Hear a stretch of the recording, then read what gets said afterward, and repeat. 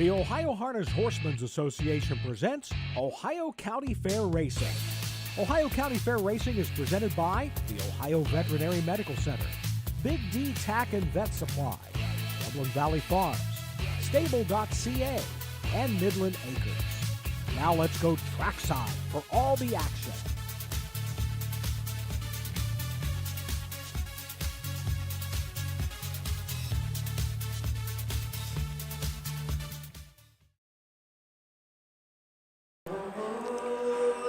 Welcome to the Hardin County Fair here in Kenton, Ohio. Kenton, Ohio. You are correct, madam. That is Tricia Soulsby, down trackside with Trish, and I'm Tom Pye, the harness guy. Frank Fars is working the cameras.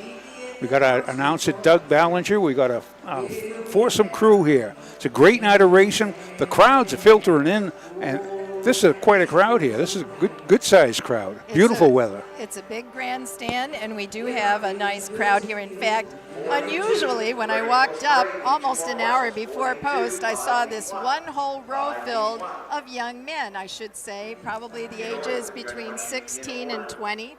So I asked them if they were all friends, and they are. They'd all been hanging out together, but they're going to join us for the races tonight. And most unusually, I thought, was none of them are related to anyone in the harness racing industry. But we might hear a little excitement there because they're planning on putting their bets down. Oh, but it's a great night out. Hang with you. Take a date night. Hang with the guys. A great night. Bring the family. Weather is beautiful. They got, in fact, on the way in here, stopped at the gas station. Cheapest gas around in Kenton, by the way. Oh, by the way, is the first post parade. On the track. For the first race.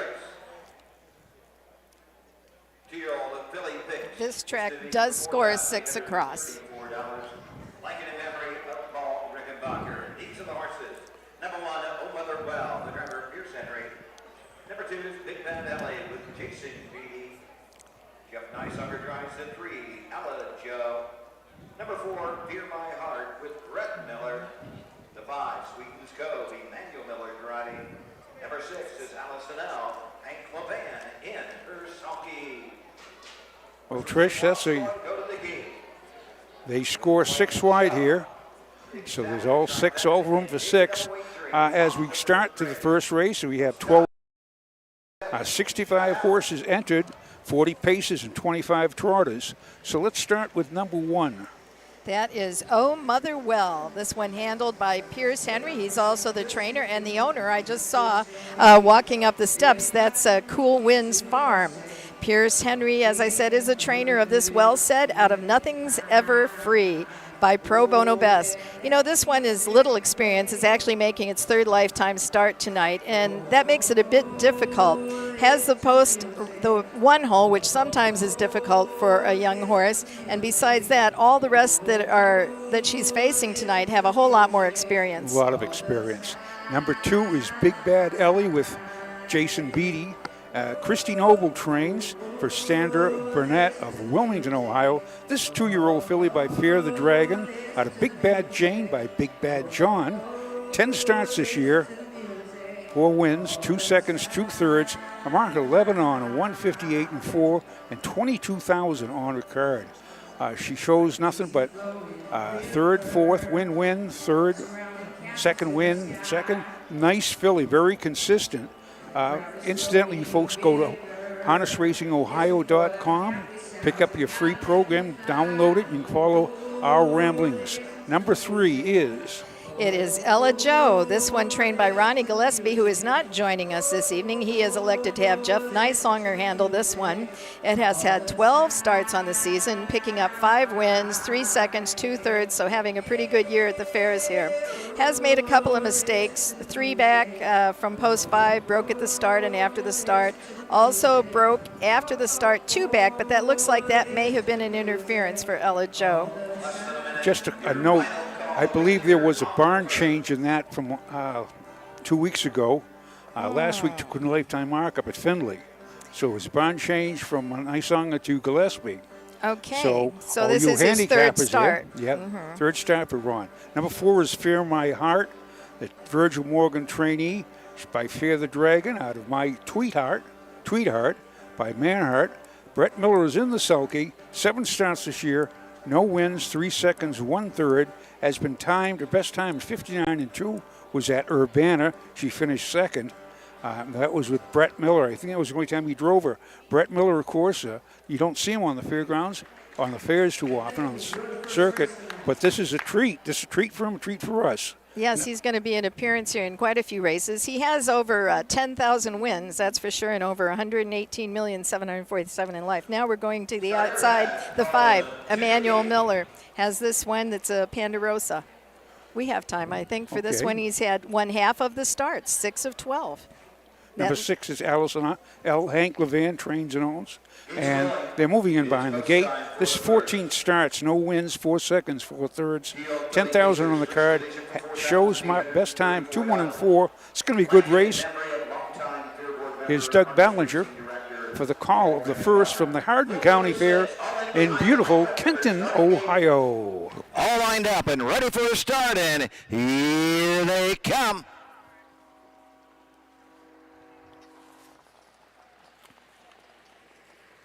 Bigger off and pacing, that's Big Bad Ellie going right to the front. Oh, Motherwell comes out in second. Sweetens Cove on the outside. Ella Joe well placed fourth. Fear My Heart into the turn fifth, and Allison L trails the field as they race around the turn, racing all over to the opening eighth. Big Bad Ellie will guide him up the backside. Sweeten Cove gets that 2-hole trip. Oh, Motherwell third, racing fourth as they head up the backside. That is Ella Joe, followed by Fear My Heart and the trader Allison L. The field's covered by 6 to 7 lengths. They're in straight alignment as they race to the opening quarter. Jason Beatty and Big Bad Ellie have the fillies by the quarter in 29 seconds. Around the turn, Sweetens Cove races second. Oh, Motherwell third, racing fourth. Fear My Heart racing, moving to the outside is Ella Joe, and Allison L is the trailer. Straight alignment, coming to the half, not for long. Ella Joe and Nice Songer first to move. With the lead, it's Big Bad Ellie. Second, Sweetens Cove on the outside. Here comes Ella Joe. Fear My Heart will pick up that cover. Buried to the inside. That is Oh Motherwell. Up the inside, Allison L. Halfway home in 101 3/5. To the 5/8 they go. Big Bad Ellie has the lead. Ella Joe on the outside. Locked in. Sweetens Cove on the outside. Set to come 3 wide. Fear My Heart and Brett Miller. Oh Motherwell racing fifth, and Allison L to the outside. 3 in, 3 out, going to the 3/4 mark. Still there. Big Bad Ellie's got every call. Ella Joe on the outside. 3 wide. Fear My Heart now fourth, now third. 3/4 in 1:31. Fear My Heart on the outside. The inside is Ella Joe racing on the outside. Around the turn, Sweetens Cove with an 1/8 of a mile to come. Fear My Heart on the outside. Ella Joe the inside. Sweetens Cove on the grandstand side. Less than a 16th. It is Fear My Heart battling back. Ella Joe. Fear My Heart from Ella Joe. Sweetens Cove home second. 2:02. The mile 2:02. Mr. Miller, welcome to Kenton, Ohio. Yes, and this is just our first division of 2-year-old filly pacers that we're going to see tonight. We're also going to see this group in action in the 5th and the 9th race. The track record for 2-year-old filly pacers was set last year by Jeff Nysonger with a Mark Winters trained horse by the name of Naked on a Hill. That was 1:57-3. We'll see if we can beat that tonight. That'll be tough. That's a good time. Big Bad Ellie was 2-5 out there, and is again Fear the Heart with Brett Miller is again you hunch players, and Mr. Miller, Brett Miller is as Trish says, 10,000 career wins, and was one off at 9-1. That is a very nice price, but that was a maiden win. I mean, first win for this horse, Fear My Heart. So that's also something, because we had horses in here that were quite winning. As a matter of fact, I think I mentioned that the 5 won half of the starts, 6 of 12, and Ella Joe had won 5 of 12. Now, Fear My Heart has won 1 of 8, and that was a major upset. Well, if they backed her on the driver change alone, they're going to be very happy. Moving into the winner's circle, you win of the first race. 2-year-old filly pace for $4,834. Number 4, Fear My Heart. She's a 2-year-old bay filly by Fear the Dragon out of the Manhart mare. My Tweed Heart. First of this season. She's owned by Larry Willis, Columbus, Ohio. Virgil Morgan Jr. trains. Brett Miller in the sulky. The mile 2:02.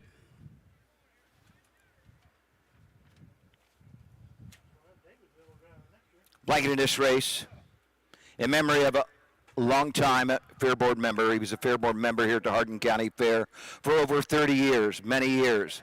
Was head of the harness racing department. He passed away a few months ago. Paul Rickenbacker. Fear My Heart, Brett Miller. Take the first division of the 2-year-old filly pace in memory of Paul Rickenbacker. Results are official. Number 1, Oh Mother Well, 6. The 2, Big Bad Ellie, 5. Number 3, Ella Joe, 2. 4, Fear My Heart, the winner. Number 5, Sweetens Cove, 3. The 6, Allison L, 4. The time, 2:02. The quarter, 29. The half, 1:01 and 3. 3/4, 1:31. Top down, 6, 5, 2, 1, 3, 4 on the bottom. Second race coming up in about. All right, we're going to move ahead and look at trotters in the second race. These, the 3-year-old filly trotters. So we'll be back after a short message to pick up where we left off.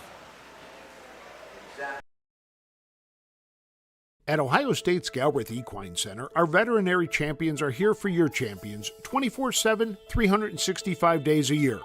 Our expert team of boarded surgeons, sports medicine and rehabilitation specialists, together with veterinary cardiologists, internal medicine, and ophthalmologists, make our hospital your best resource for all sport horse performance issues. The Ohio State Veterinary Medical Center's Galbraith Equine Hospital. Call us today at 614-292-6661.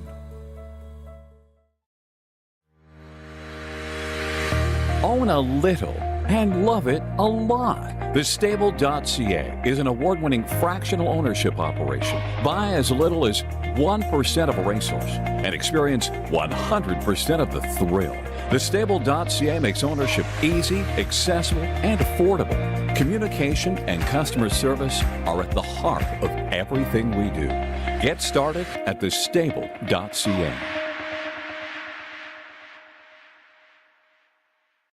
Mark your calendar for the new and exciting North American Standard Bred Mix Sale. Tuesday, December 17th at the Mount Hope Event Center in Mount Hope, Ohio. Broodmares, broodmare prospects, race horses, and stallion shares. Pedigrees announced by Ed Teefee and Gabe Pruitt. Online bidding, clean, heated facility. The North American Standard Bred Mix Sale. A live auction to see quality horses with industry-leading pedigrees. Tuesday, December 17th in Mount Hope, Ohio. Entries open September 5th. It's TNT back here at the Hardin Fair. That's Trish Soulsby and Tom Pye. It's the second race we're picking up with. As I said, that's a 3-year-old filly trot for a total purse of $12,948. 3 divisions tonight, Tom, the 2nd, 6th, and 10th. It's excellent field. Good trotters in here, strong trotters. They got a couple with over 44,000 on the card this year alone. 31. Incidentally, for you wagering people, our Brett Miller paid $20.60, and trifecta was a 4-3 all, 127, and one lucky fan just went by and waved his ticket at me. Mark your to him. Good exact to 59.60. But here in the second race, we're going to start out with. Number 1 is 6 Times a Lady. This great Brombaugh, trained and driven as a 3-year-old filly by Team 6 out of Hallie Coy by I Look Like My Mom. 7 lifetime starts, no wins, 1 second, 2/3. Only 2,900 on a card, 2,500 on a card. She has been timed in 2.6. She was second at Greenville. She can have room for improvement, looking for her first lifetime win. Number Two is Lady Alma's, and this one, as a freshman, made only 7 appearances and only hit the board once with a single third, but has turned things around nicely in her sophomore year. She's had 16 starts, 3 wins, 4 seconds, and 1/3, and earned $44,500. She took a mark at Scioto Downs this season of 156 and 2. Although she's even been individually timed faster than that at Scioto Downs. I see a line back on June 19th where she went in 156. Most recently, she was at Northfield in a Buckeye Stallion series where she was second, beaten 2 1/4 lengths, final quarter in 29 and 3, 157 and 3. Stacy Van Heusen trains this triumphant Caviar filly out of Lady Lois by Conway Hall, and Brett Miller will be in the bike again. Brett. She is sometimes she says, she makes a break and she says, I ain't misbehaving. Yes, she is misbehaving. That's the only problem. She does make breaks on her own volition. Number 3 is Phyllis L. Hank Levan, trained and driven, owned by the Levan Stables, Meg Levan and the Rosemary Levan, all of Ohio. I believe on her last start at What are you looking at? Richwood. Yes. I believe she won, but we'll have to double check that. Anyway, she has 3 wins, 5 seconds, 3/3, and 20 starts this year. 31,000 mark, a 58 and 2 at Scioto. This is a long tom out of Kelsey's Commando by CR Commando. She does very consistent, but she shows 2-3. She does show 2-1 and 3 at Greenville, but we'll see what we can do. Number 4 is Just on Time, Ed Greeno Jr., the trainer, and he will also be in the bike. It's an Enterprise filly out of Weekend Vacation by Conway Hall. Contrarily, she had 13 starts as a freshman, but has had a late start this season with only 5 appearances without a win or a second, 1 sole third, and $1,267 earned. Last started at Van Wert, made a break right after the start, also made a break after the half. 2:09 and 2 ended up being the individual time out of the money. Got away second at Hicksville to finish 5th. The best line of recent starts was a 3rd place finish at Tiffin, even though she made some breaks throughout that mile. So trying to get it together yet. She's playing the game of tic-tac-toe. Absolutely. But number 5 is post parade time. For the second race, 3-year-old filly trot, first division for $4,316. Blanket in memory of Paul and Nelson Breidenball, Norfolk Stables, a field of 5. These are the horses. Number 1 is 6 times a lady, the driver Greg Broomball. Number 2 is Lady Alma's with driver Brett Miller. 3, Phyllis L. Hank Levan drives. Number 4, Just on Time, Ed Greeno Jr. And number 5, Shoeless Joe Jasmine, Jeff Nysonger in her sulky. Horse to take 1 score and go to the gate. That's the field. And we're back with number 5, Shoeless Joe Jasmine. This is a 3-year-old filly by Sebastian K.S. out of DW's Jasmine by Dilbert Hanover. Mark Winters is a trainer for JR Stable LLP out of Orion, Ohio. Jeff Nysonger in the sulky. Nice filly. She's 13 starts, 1 win, 3 seconds, 1/3, 10,000 on the card. She took a mark at Salina at 2-3 and 2. She's passed 3 starts. She's behaved herself. She's had a third, a second, and a win. And that win at Salina was her lifetime mark. So 5 fillies, and if they behave, that's the whole thing with the fillies. New track. Maybe they won't like the soybean field. Oh, I don't blame that on fillies. I see plenty of the boys make mistakes too. I'm going to defend those fillies. But you mentioned earlier how many starters we have here tonight. We are represented by 86 different owner interests, and the owners don't get a whole lot of attention except they get their name announced either in the winner's circle or when they're out in the post parade. But we have to always give a shout out to the owners. When I say there's 86 different owners represented, the one that is strongest in representation and has the most horses starting for them is the Levan Stables Inc. tonight. They're in 7 races, and they're in this one as well. They have their Phyllis L. in this one. Well, the owners, there's a wide range of states and locations. I know we've had owners from Ontario, of course, up Nova Scotia, Las Vegas. I like Las Vegas because I get to do my Viva Las Vegas. But a wide range of owners. I'm not on Facebook. I can't see anybody right now, but I know we've got folks up at in Canada, up in Ontario. Yes. Dave's up there. He's listens nightly. I've seen the Lone Star State, Texas represented as well. Absolutely. Indiana. California. They've had, of course, we got Scotland. You folks out in Scotland are spread the word. Tell them to watch. This is a great little program we got in Ohio. We got 66 fairs with harness racing, and each fair is unique. They take real pride in their fair. This has been their centerpiece for town. Well, here at Kenton, it's been the centerpiece in town for 154 years. And they've had a lot of people. We got right now. It's a town, approximately I think about 7,000, 8,000 people in town in Kenton. You would think by the size of this fair that it was a much larger town, because it's a very large fair, and they have a lot of livestock in the back. Your usual ones that are in the traditional county fairs where they come for their ribbons and their weight and everything. We have the cattle, the sheep, the pigs, and I probably have chickens and things too. With as I was about to mention earlier when I was on the way here, I stopped at a gas station, and Kenton is actually a crossroads of I think about 6 different highways. So this is a lot of trucks and trains come through here. The lady, she says, you going to the fair? I says, yeah. She says, a tenderloin I heard is delicious here.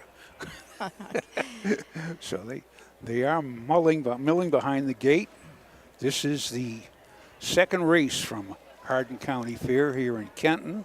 We'll see which one of these ones is a winner and probably gets back to the barn and gets some loving and some carrots maybe. Yeah. Carrot, sugar, and apples. Try to stay away from that sugar. Gives them energy. I tell you, and each one, some will eat carrots, some will eat sugar, and they're all picky. Peppermints. Peppermints. Brett Hanover loved peppermints. Mine like Mrs. Pasture's cookies, the ones that the nice thoroughbred, the chrome horse, California Chrome ate. Here's Doug Ballinger for the call of the second from Kenton. Here they come.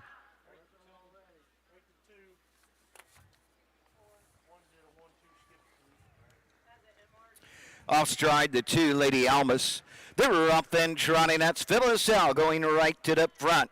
Shootless Joe Jasmine on the outside. 6 times a lady up the inside third. Just on time fourth. And after that miscue at the start, Lady Almas is the traitor as they race around the turn. Phyllis L, Hank Levan show the way. Shootless Joe Jasmine is next in second. 3 back to 6 times a lady third. Just on time fourth and off stride. Lady Almas trailing a field. Off the turn down the backside they trot. Phyllis L, the leader by a length. Shootless Joe Jasmine right there second. 2 lengths back to 6 times a lady third. Just on time fourth. Trailing a field Lady Almas 30 4/5 for the opening quarter.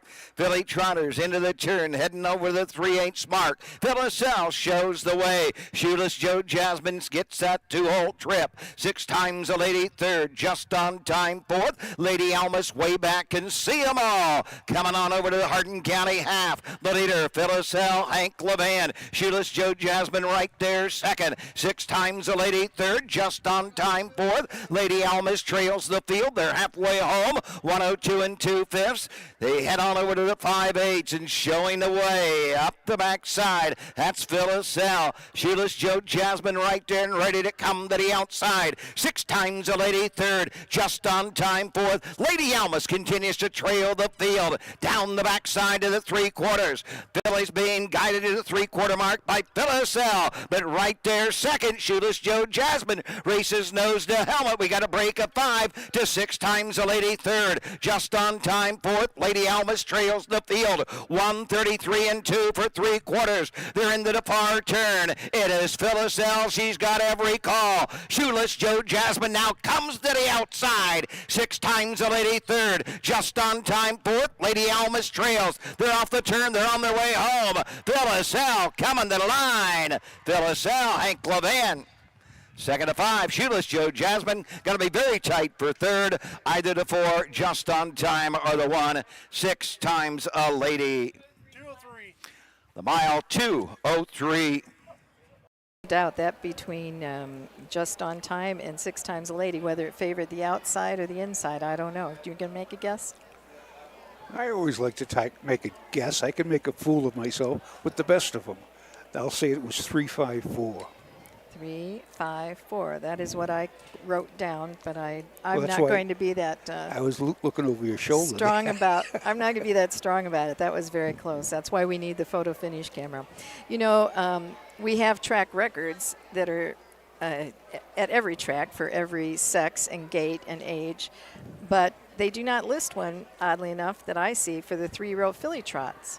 So I don't know. There is an all-age 3-year-old, but I don't think that was a filly. Yeah, I think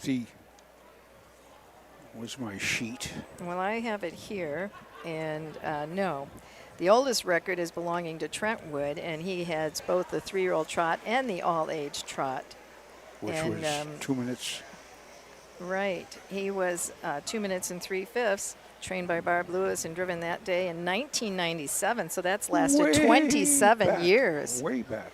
The track must have been fast then, or that was a mighty nice performer. 27 years. But that's handling the boys and all age. So I don't know if the 3-year-old filly trot is yet to establish a record here. 3-year-old filly paces, but Right. not the trotters. 3-year-old filly trot, first division for $4,316. Number 3, Phyllis L. She's a 3-year-old bay filly by Long Tom out of the CR Commando mare, Kelsey's Commando. She's owned by the Levan Stables, Megan Levan and Rosemary Levan. Hank Levan trains and drives Phyllis L. The mile 2:03. Blanket in this race, a memory of Pat and Nelson Breidenbach. Norfolk Stables. Rob Wilson, director of the harness racing department here at the Hardin County Fair, along with the Hardin County Fair Junior Fair Board, helping with that presentation as they make the presentation to the 3, Phyllis L. and Hank Levan. Results are official. Number 1, 6 times a lady 4. 2, Lady Almas 5. 3, Phyllis L. the winner. Number 4, just on time 3 and 5, Shoeless Joe Jasmine 2. The time 2:03.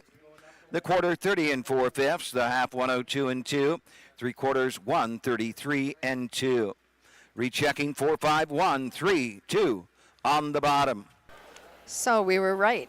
Mile in 2:03, and the photo between who was third and fourth, the 4 was third. So bingo, we're 100%. I had to hold on to this pole here and lean to get the right angle. Well, you know something interesting, when you saw that filly racing and also coming back to the winner's circle, our standard breds are usually between 14 and 16 hands. 14 would be on the very small side, but 16 would be the larger ones. This was the largest filly in the field, and she was a large filly. She was a very tall filly, very leggy, biggest one in the field. Now, question, a hand, of course, is what they measure from the ground up to their withers. Yeah, and it is 4.5 inches. That's about right, yes. Okay, about 4.5 inches. And of course, when I just thrown this in, at the old Egyptian days, they used to measure everything by a cubit. And the cubit was the length of the pharaoh's tip of his finger to his elbow. Wow. And so it's always different thing. But the hand on a horse has been consistent since time way back when. They've always been measured by hands. Right. They actually have equipment. I know when I was in one barn, Ron Potter, he actually had a stick that was measured off in hands that he used. I'd never seen that before. But, you know, we have another horse race to look forward to, and that's the third race. That's the 3-year-old filly pace here at the Hardin County Fair. But we have these messages from our sponsor we're going to listen to first.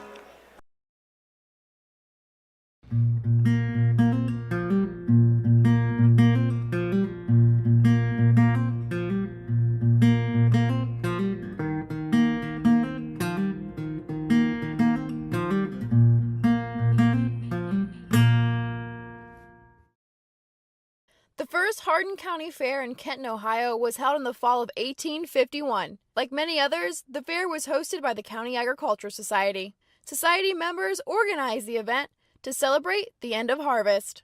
Early crowds arrived on foot or by horse. The fair was a social event, with families arriving in the morning and staying through dusk. Livestock, crop, jellies, flowers, along with many other products, were displayed for judging.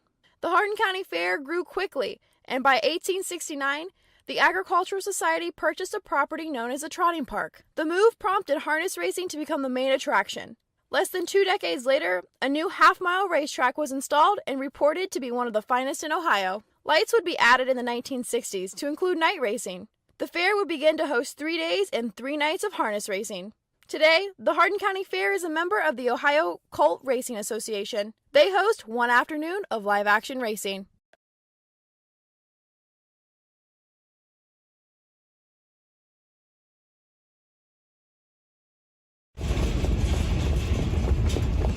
Hi, I'm Dean Gillespie, and I want to tell you about the Ohio Colt Racing Association. There's 19 member fairs, and they sponsor the Partial Futurity in Greenville, Ohio. You need to race in the OCRA. Great racetracks, great people. Bring the kids and come out to the fair, and remember, fair time is fun time.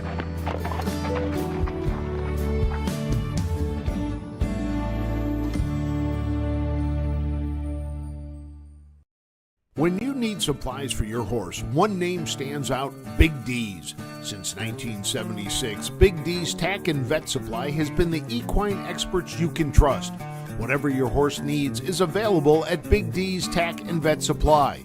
Visit the retail outlet in Streetsboro, Ohio, or order online at bigdweb.com for fast shipping. Most orders ship that day. Or call 1-800-321-2142. Big D's Tack and Vet Supply.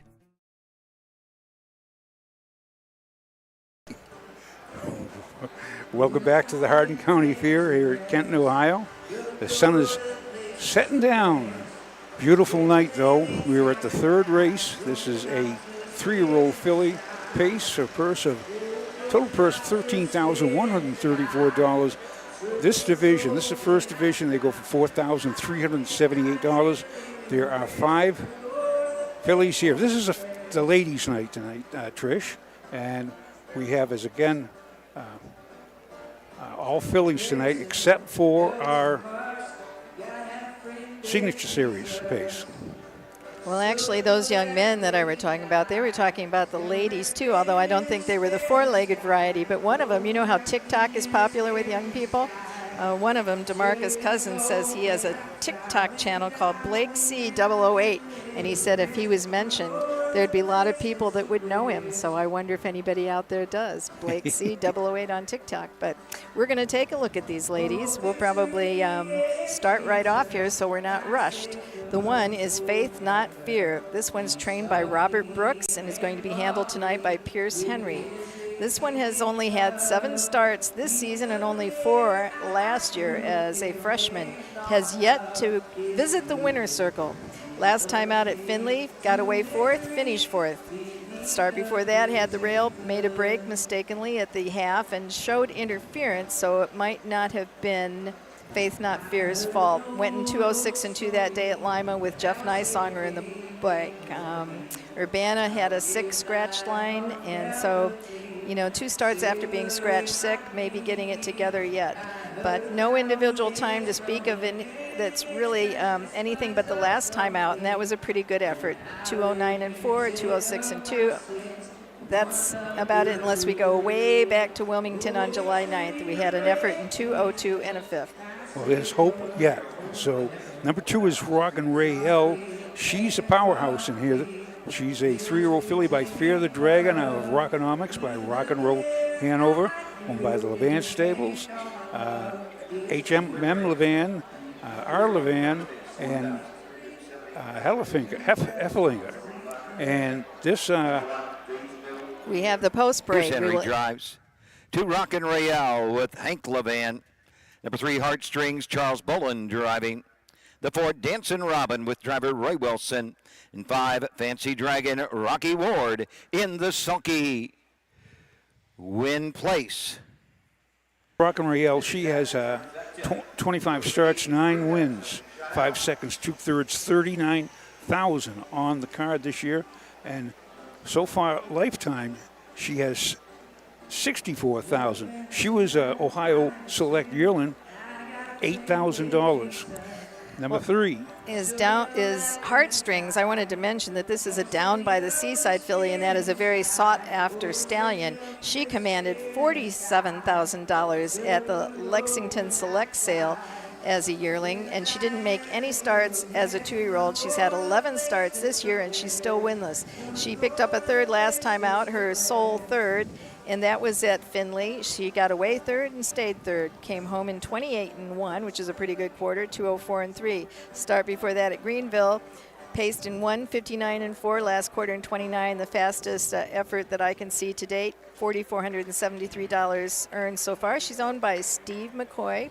I believe he's a board member of the OHHA, a director. Might be a past president. Past president. As and, well, yeah. Trained by Mark Winters and Charles Bolins in the bike. Charles Bolin. Number 4 is Dancin' Robin. This is a 3-year-old gray filly by Dancing Yankee out of Robin Full of Fun by Full of Fun. Kent Saunders owns, trains, and the breeder. Roy Wilson in the sulky. She has 19 starts this year. Has not hit the winner's circle yet. She has 1 second and 5/3. 8,500 made for the year. Last year she picked up 2 wins and 14 starts. Mark Troy of 2-1-1. And so far, the 20th in Lima, she paced in 2 minutes, last quarter 30-1. She's a consistent mare, but let's say that Rockin' Royale is powerhouse. Number 5 is Fancy Dragon, owned, trained, and driven by Rocky Ward. 18 starts on the year, 3 victories, 2 seconds and a third, $15,804 earned with a mark of 158 taken at the Parimutuel track, Northfield. Last started out at Canfield, finished 5th. Before that was at Kenton with a 4th place finish. Was a winner even after making a break at the start. Wire-to-wire style in 2:02-1. In fact, the 2 wins that I can see on her past performance lines were on the front, so perhaps as a penchant for the front. That's Fancy Dragon. Absolutely like the front end. And I see Rocky Ward is from Aiken, South Carolina, which is a great horse country down there.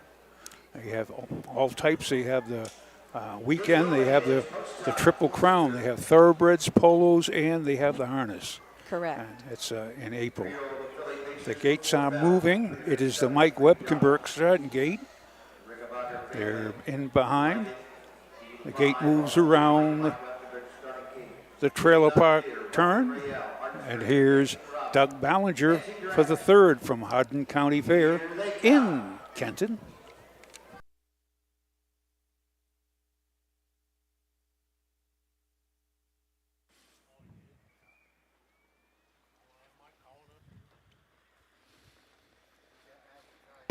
Off and pacing, Rockin' Royale goes for the lead to the outside. Heartstrings inside. Faith Not Fear comes out in 3rd. Dancin' Robin is 4th. 3 wide into the turn. Fancy Dragon as they race around the turn. Heading on over to the opening 8. 3 wide down the backside. Fancy Dragon off stride is Dancin' Robin.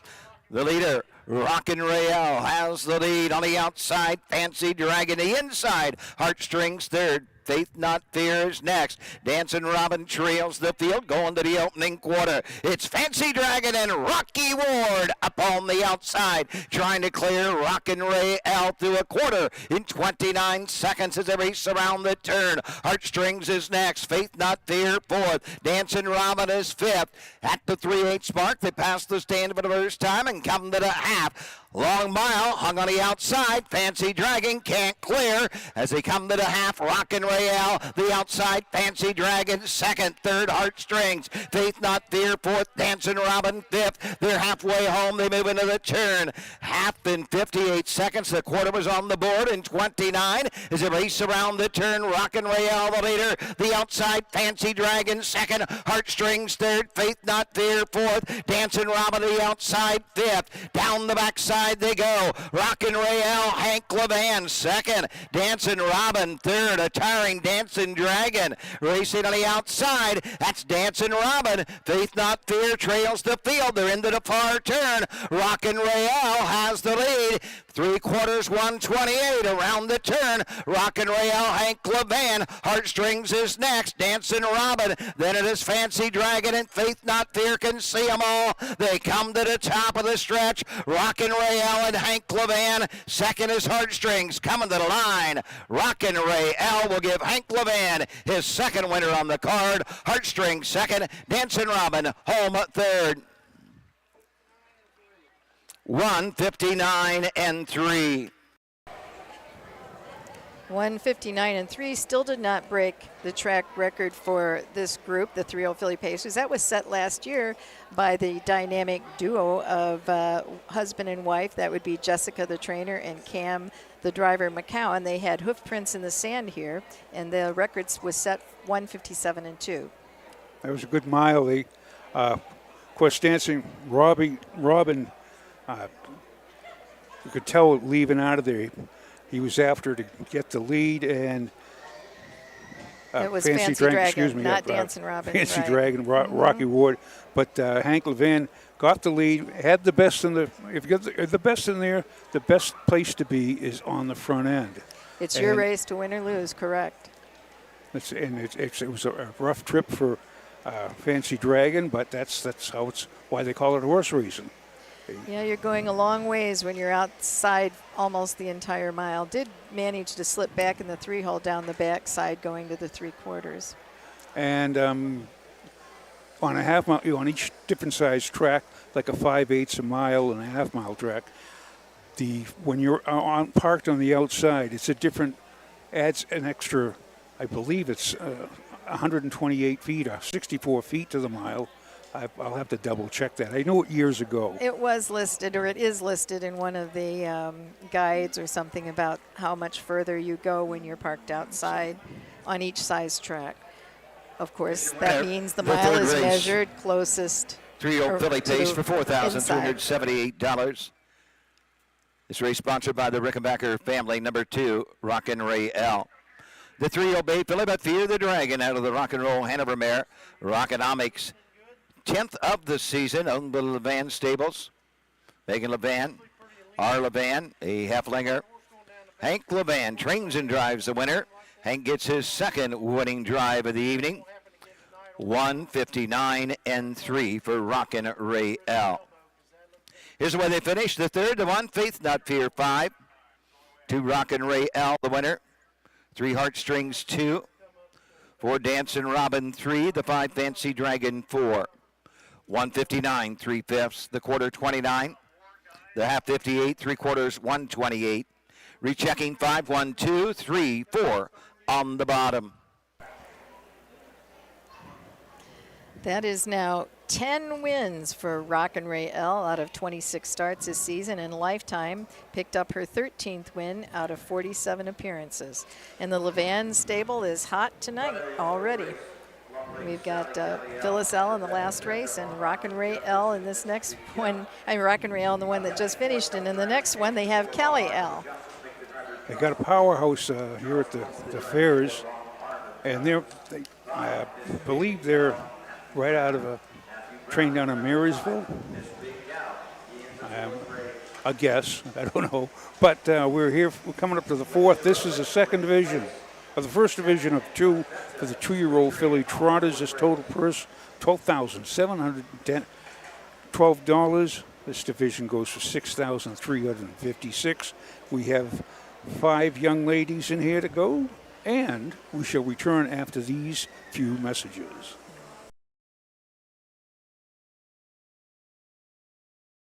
For over 50 years, Midland Acres has provided top-quality Ohio-bred colts and fillies. As a third-generation farm, we understand the importance of delivering well-cared-for and well-mannered yearlings. Get in the winner's circle with the yearlings by Fear the Dragon, Yankee Cruiser, Long Tom, Summa Cum Laude, Ready for Money, and Bit of a Legend. See our yearlings at the Blooded Horse Sale August 27th and the Ohio Select Sale September 13th.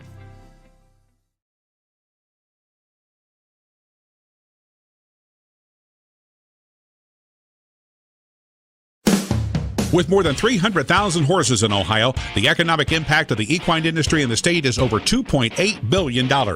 Much of that value comes from standardbred horse owners, breeders, trainers, and drivers who participate in the sport of harness racing. The mission of the Ohio Harness Horsemen's Association is to preserve, protect, promote, and serve the entire standardbred industry in Ohio and beyond. To learn more about the Ohio Harness Horsemen's Association, go to ohha.com. That's ohha.com.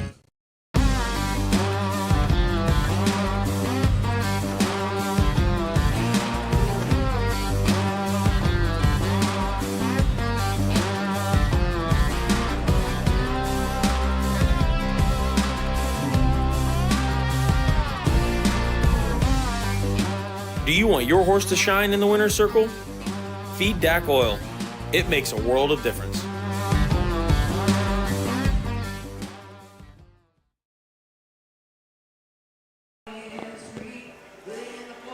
Well, we are back here for our 4th race. It is a 1-mile trot. 2-year-old filly trotters held the spotlight in this one.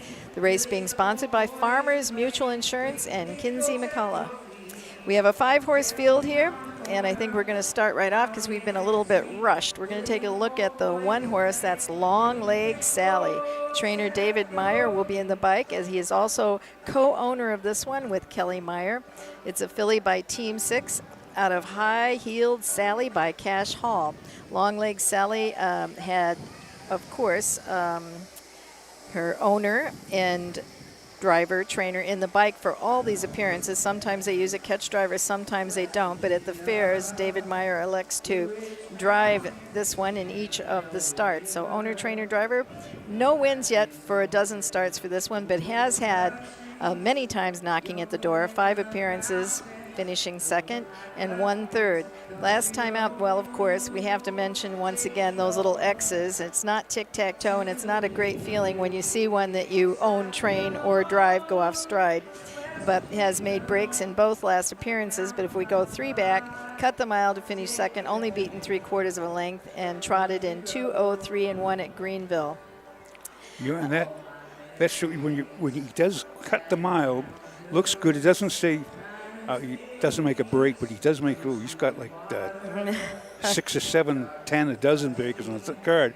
But here got the rail. But as far as a horse going to let him cut the mile, Callie L, I don't believe he's going to cut the mile again. That's because Callie L.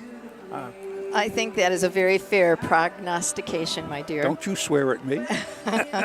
The Callie L is trained and driven by Hank Levan. Trio filly by What the Hill out of Sandy Song by Claudius Augustus. Levan Stables and Levan's of Woodstock and M. Perry and C. Perry. So this is 13 starts, 1 win, 4 seconds, 3/3. Market line of 2, 4, and 3, and that was cutting the mile, ironically. But she does like the front end. She shows very consistent. She only shows 1 break. So 2 breaks. I'm seeing 2 breaks now, but that's 4 or 5 weeks ago. I think the powerhouse is Trish is going to introduce you to number 3, That's Petra. And Jeff Nysonger, who is the trainer, driver, and owner of this one, along with Johnny Stant of Bloomfield, Ohio, may have something to say about who lands on the front end, because 3 times that I can see, this one also went forward and won each time. And Jeff Nysonger, I know, likes to be on the front and in control of the mile. He, of course, was last year's leading dash driver on the fair circuit. And he's currently second in the standing. Yes, currently second. So we better talk about Petra. 12 starts, 5 wins, 6 seconds and 1/3, so has never missed the board. $28,456 and best mark 2:04.1 at Lebanon. I think he's waiting for the horses to line up for the post parade. Maybe you'll have time for the 4. Number 4 is Long Arm of Justice. Charles Bolin in the sulky for Mark Winters, trainer, part owner, and R.B. Glover and J.L. McGraw, as well as M.W. Bean of Sabina. So this is a Long Tom filly out of Truth and Justice by Justice Hall. 11 starts this year, 4 wins, no seconds, 1/3. Qualified in Scioto in 202 and got 13,000 on her card. Last week at Findlay, wired the field, won a mile in 2:04, coming last corner 29-2. And she raced at the partial over in Greenfield, made a break. This is a nice filly. They had the trot novels on it, they took them off. For the 4th race, 2-year-old filly trot, $6,356. Farmers Mutual Insurance, Kinsey McCullough. Field of 5, number 1, Long Leg Sally with David Meyer. Number 2, Callie L. Hank Levan drives. The 3, Petra with driver Jeff Nysonger. Charles Bolin drives the 4, Long Arm of Justice. And number 5, Miss Big Gal, Matt Brown in the sulky.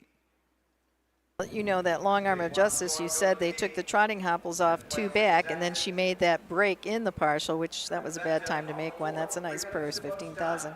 But they left them off, and she came back and won in wire-to-wire style going away. So it's, I'd say, just a 2-year-old filly trotter. They just very unpredictable. So it all depends if they like it, if they don't, it's all they can they're definitely have a mind of their own. Number 5 is Miss Big Gal. Miss Big Gal, we'll say it again. Driven tonight by Matt Brown for trainer Randy Rank, who also owns this filly, by Mr. Anson out of Here Comes Big Gal by Towner's Big Guy. Now, Towner's Big Guy was a pacer. And so here we have some pacing lineage in with this trotter, Miss Big Gal. That's unusual. 6 starts on the year, no wins, a single second and third, $3,175 banked.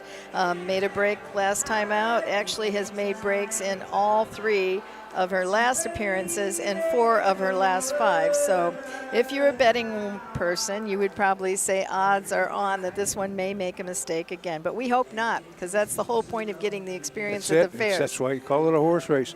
But I know this.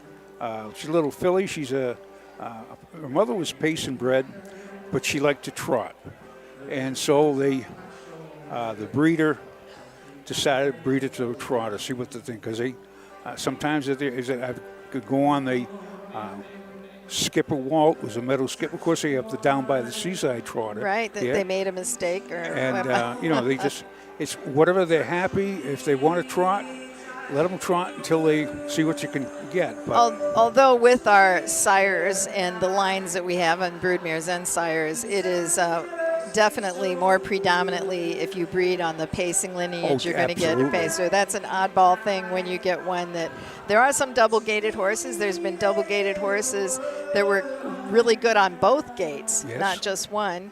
And I once had close first-hand experience with one that we had, my mother, father, brother, sister, and I all had one that she was trotting bred, but she wanted to pace early.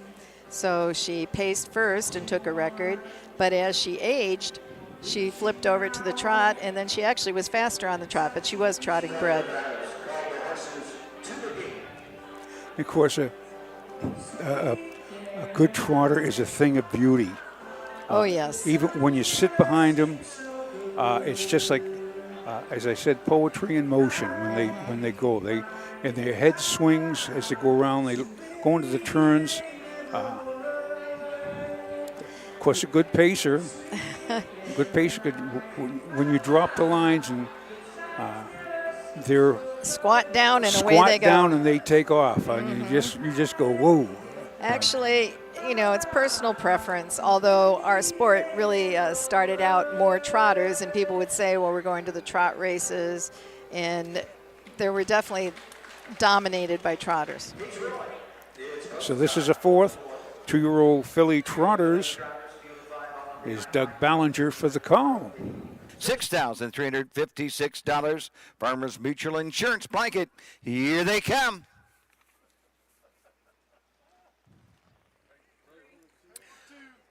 Off stride, the 2, Caliel. They were off then trotting, going for the lead up the inside. Long leg Sally on the outside. Long arm of Justice. Petra racing third. Will take a tuck. They move into the turn. Miss Big Gal is fourth, and the traitor is Caliel. All over to the opening 8, they trot. Long leg Sally shows the way. Long arm of Justice. Get that 2-hole trip. Petra next. Big Miss Gal is off stride. Trailing the field, Caliel after that break behind the gate as they head up the backside, trotting to the opening quarter. Long leg Sally, David Meyer show the way. Right there, second long arm of Justice. They trot the opening quarter in even 29 seconds. Petra third, some 4 lengths from the front. Next is Caliel and way back trailing. Miss Big Gal into the lane first time. Philly trotters come on over to the halfway point. Long leg Sally, David Meyer show the way. The 2-hole trip to long arm of Justice racing third. Petra. Caliel is fourth and trailing Miss Big Gal. They're at the half and they move into the turn, and long leg Sally has the trotters by the half in an even 58 seconds. Out it on the move on the outside. Here comes long arm of Justice drawing up alongside the leader as they head up the backside. Long arm of Justice on the outside makes a miscue. Off stride momentarily. Long leg Sally leads it by 3. Petra the inside. Long arm of Justice after that miscue. Third on the outside. Caliel fourth. Miss Big Gal trails the field. They're into the far turn. Long leg Sally into the far turn with a 3-length lead. They're at 3/4. 1:30 and a 5th. And Petra is closing out the leader with every stride with an 1/8 of a mile to trot. Long arm of Justice is next. Caliel is fourth with an 8 to come. The leader, long leg Sally. Petra coming to the line. Long leg Sally will reach in time. Petra second. Home third, long arm of Justice. The mile 2:02 4/5. We're talking about the front end. David Meyer. Yes, I know the announcer, I believe, was saying Myers. There is a David Myers, but this is David Meyer. Because we have both in the state. We have a David Myers in Ohio. There's a lot of Myers, a lot of Millers, a lot of Smiths. Right. This one is without an S. Actually broke the maiden here, and very unexpectedly, I would say, because we thought that Caliel would have a good opportunity here, and I thought Nysonger would hustle then Petra to the front, but it ended up entirely different. Well, as we were going long leg Sally, she shows breaks in different parts of the mile, but that start at Greenville, from the 3-hole, she cut the mile and just got beat, finished second. That was her best time. And he put her on down the, he sent her down the road. He says, you want to trot? Let's trot now, Mama. Well, it worked out, and she now has a mark, earned a mark of 2:02 and 4, and was pretty snappy quarters early, 29:58 for the 2-year-old filly trotters here tonight. Purse again, this one just has 2 divisions. She took the winner's share of $6,356 here. The horses that made mistakes in this were Caliel early, and the Miss Big Gal was next to go off stride, and then Long Arm of Justice was making a nice move and went off stride.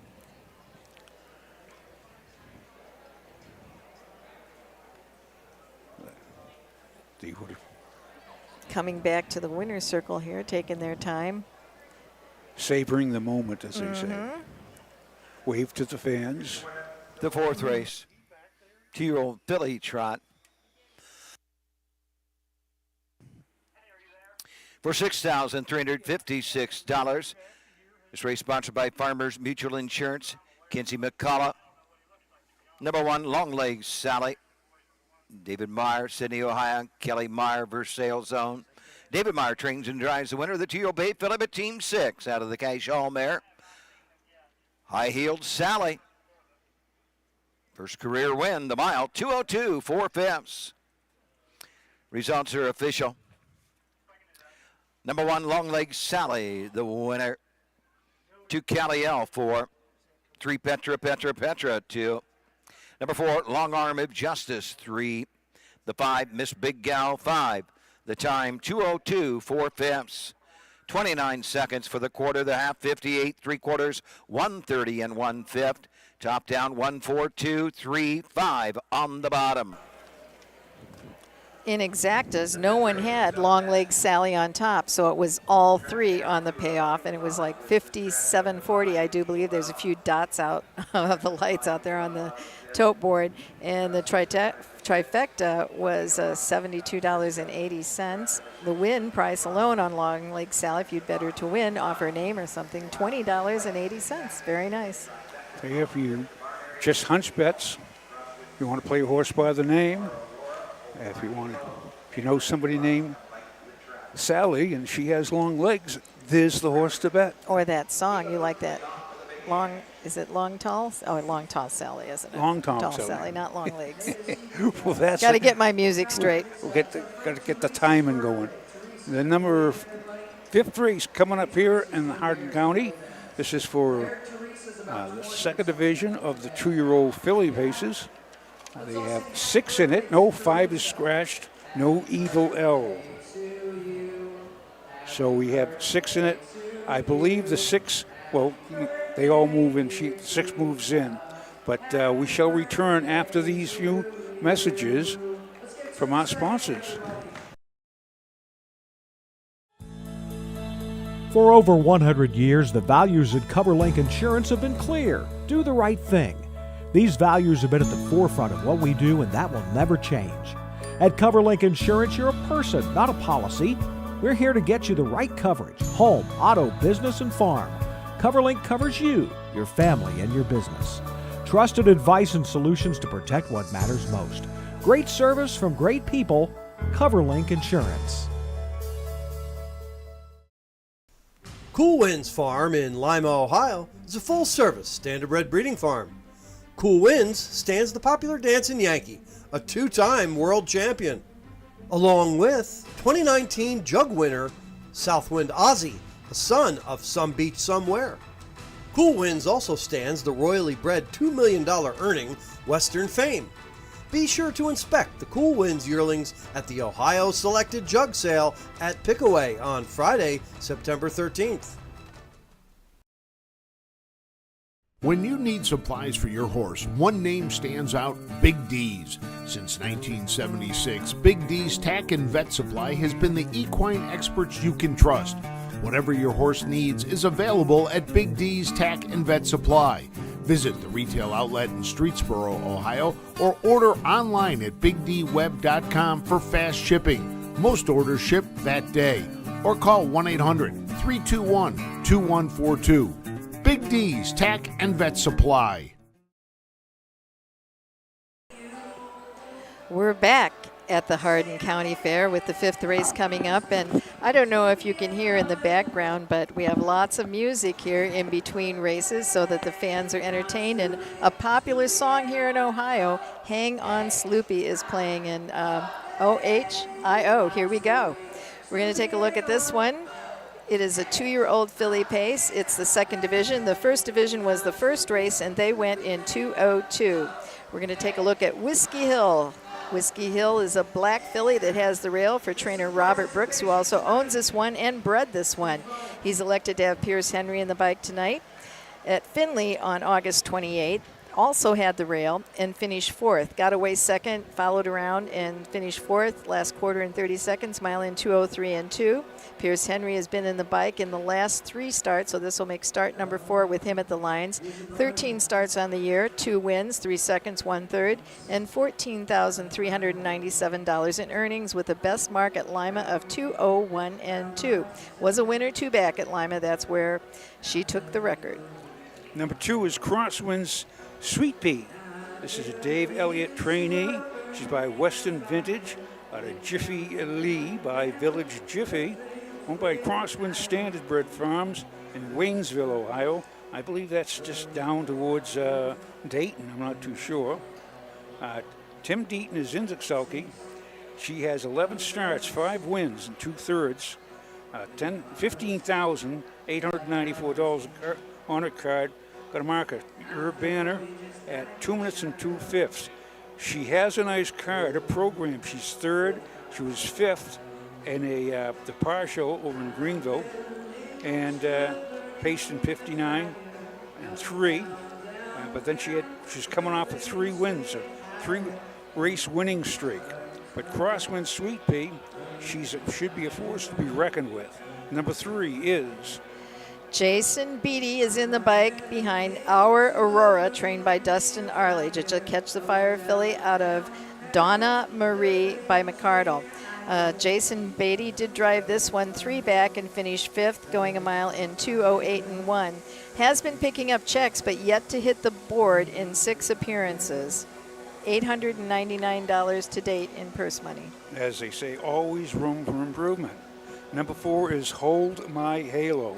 This is a Jeff Nice-Songer trainee for Myron and Sharon Kuster of Sydney, Ohio.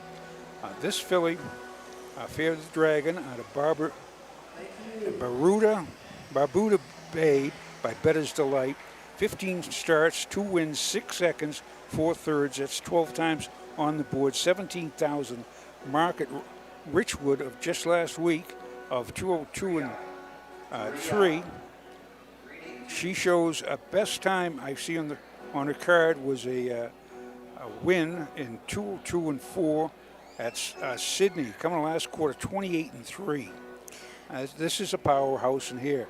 Hold My Halo with Jeff Nice-Songer. And the 6 is La Nina Rocks, trained by Brian Georges. And this one is in a similar situation as the 3-horse I spoke about, as had not hit the board yet this season. Only this one in 4 starts has earned $475. Last started at Findlay on August 28th as well, finishing 6th and pacing in 2:04 and 4. However, had a pretty nice mile time-wise back at Wilmington, getting away second, following along, finishing 5th, and going in 2:01 and 4. Woolhams was in the bike for that one. Beatty isn't. Is it Beatty tonight? I had the name scratched out, but I guess it is Jason Beatty. For the 5th race, 2-year-old filly pace for $4,834. Farmers Mutual Insurance, Kinsey McCullough. These are the horses. Number 1 is Whiskey Hill with driver Pierce Henry. Number 2, Crosswind Sweet Pea, Tim Deaton driving. Number 3, Our Aurora, Jason Beatty, the driver. Number 4, Hold My Halo, driven by Jeff Nice-Songer. Number 5 is Scratch, and number 6, La Nina Rocks. Scott Cisco in her sulky.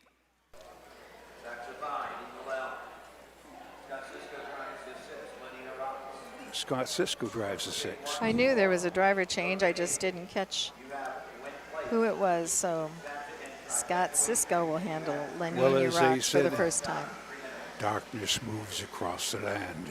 Yes, the sun is going down, dusk is here, yeah. And it's feeling cool. They turned the lights on, and I bet you know, because you're a history buff, what was the first parimutuel racetrack here in the United States to go to night racing and put on the lights?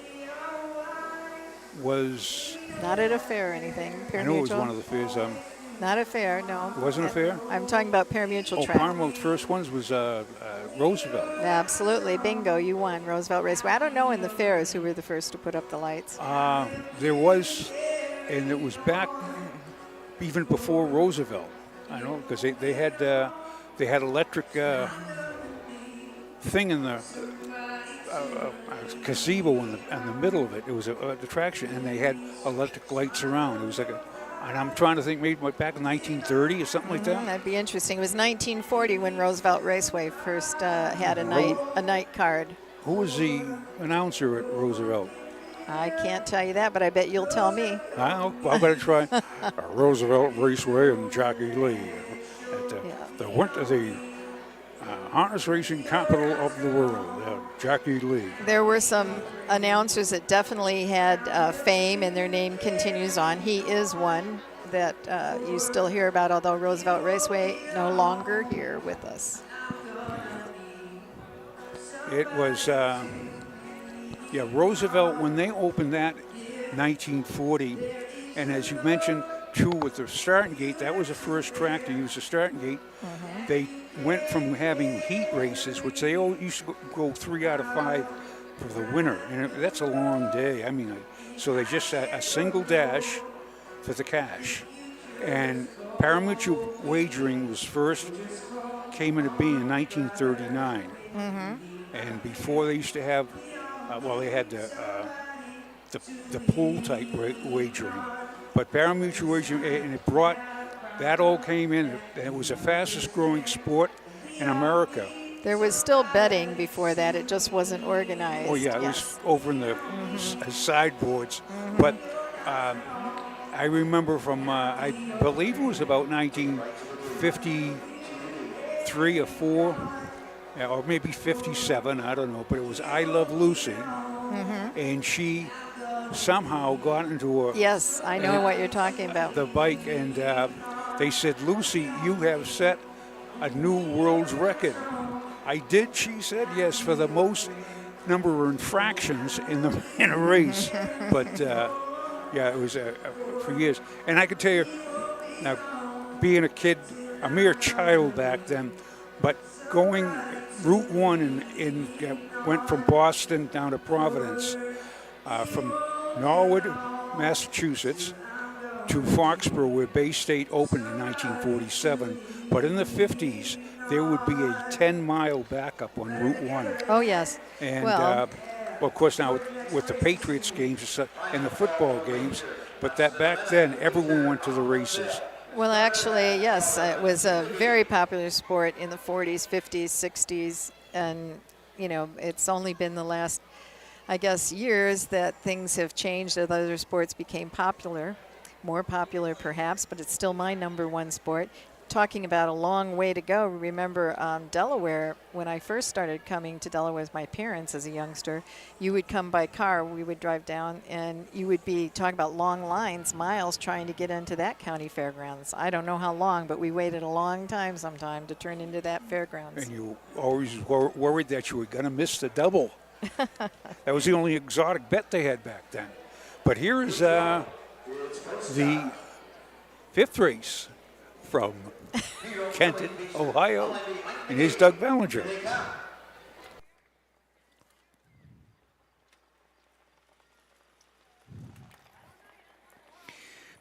Up and pacing, Whiskey Hill goes right out for the lead. Crosswind Sweet Pea comes out in second, taking a tuck.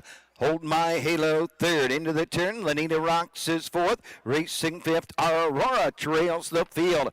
Billy Pacers around the turn to the opening 8th. Down the backside, Whiskey Hill. Pierce Henry show the way. Racing second, Crosswind Sweet Pea. Pacing third, Hold My Halo. Lenina Rocks is fourth, and Aurora trails the field. This field is covered by some 7 lengths as they race to the opening quarter, and Whiskey Hill has the lead through a quarter in 30 1/5. Crosswind Sweet Pea getting that 2-hole trip. Hold My Halo is third. Lenita Rocks is fourth. Aurora trails the field fifth at the 3/8 mark. With the lead, Whiskey Hill looking for season's win number 3 for Pierce Henry. Right there, second is Crosswind Sweet Pea. Hold My Halo third, racing fourth. Lenita Rocks, and trailing the field is Aurora. And Aurora, the first to move, now fifth and moving up on the outside. Whiskey Hill has the lead. Crosswind Sweet Pea second. Hold My Halo tucked away third. Aurora on the outside at the half in a very slow 103. Lenita Rocks is shuffled to fifth at the 5/8 mark. It's Whiskey Hill showing away. Crosswind Sweet Pea right there second. Hold My Halo will need room on the outside. Aurora moving up now third. Trailing a field. Lanita Rocks down the backside they go. Out comes Hold My Halo. The leader, Whiskey Hill. Second, Crosswind Sweet Pea. Hold My Halo on the outside third. 3/4 in 134 round the turn. Whiskey Hill is opening up with every stride. Now by 3, now by 5. Crosswind Sweet Pea is second. Hold My Halo third with an 1/8 of a mile to pace. The leader, Whiskey Hill, coming to the line. Whiskey Hill, Pierce Henry to take the second division of the 2-year-old filly pace. Late closing, Crosswind Sweet Pea second. Hold My Halo will finish third. The mile 2:04. All right, last half in 1:01. They picked up the pace, and actually, sometimes you're sitting in the hole and you think you have quite a bit of horse, and Jason Beatty pulled out with Aurora, came with a brush, but then they picked up the pace as well, and that was a little bit too much for her, and then she faded back, but she was the first one to come, and no one else left the wood. And they went the quarter, they were at the quarter and 30 and 1. They were 1, 2, 4, 5 coming to the half, and that's while they finished. But so that was wire to wire style, or start to finish, gate to wire. You hear it all kinds of ways, but Pierce Henry had this race in control, and he left and never looked back. That's absolutely. It does show one really good mile. I think there was a 2-minute, 2:03 and 2.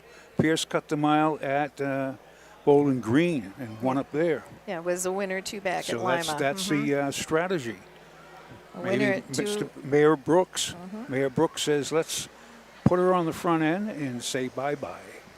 But, well, it worked out. That strategy worked out well, so picked up the 3rd win of 14 starts in this freshman season for this 2-year-old filly pace.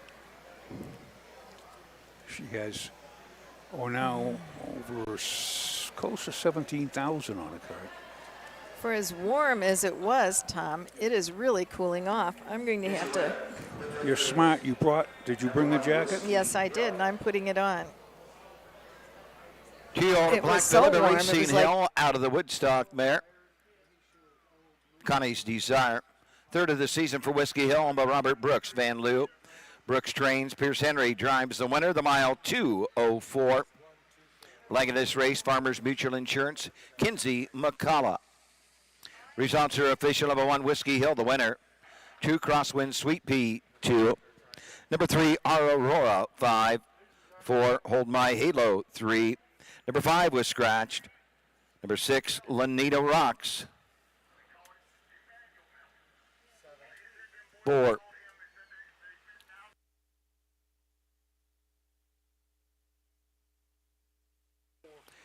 Top down, 1, 2, 5, 3, scratch 4. The mile 2:04. 31 for the quarter, the half 1:03, 3/4 1:34. All right. In about 12 minutes. It's a very nice, well-rated mile by Mr. Henry. And 2 seconds slower than the first division. They went in 2:02. This one went in 2:04. But time doesn't matter when they're putting out those wind checks. Absolutely. But gave her a good breather, and then she smoked home. Now this is the 6 coming up. This is the 2nd division for the 3-year-old filly trotters. We have 5 in it, 1 driver change. Hank Levan is driving the 2. Bye-bye.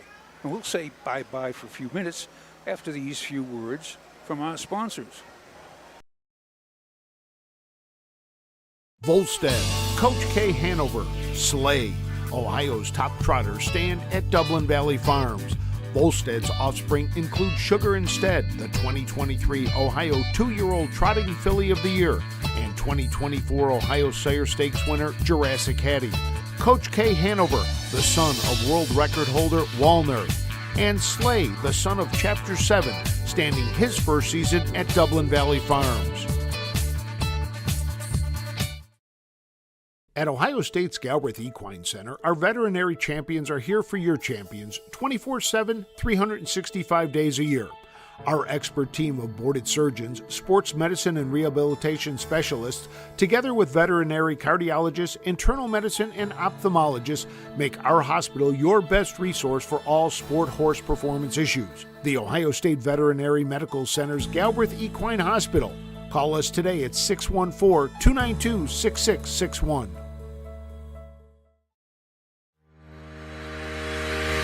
Own a little and love it a lot. Thestable.ca is an award-winning fractional ownership operation. Buy as little as 1% of a racehorse and experience 100% of the thrill. Thestable.ca makes ownership easy, accessible, and affordable. Communication and customer service are at the heart of everything we do. Get started at thestable.ca.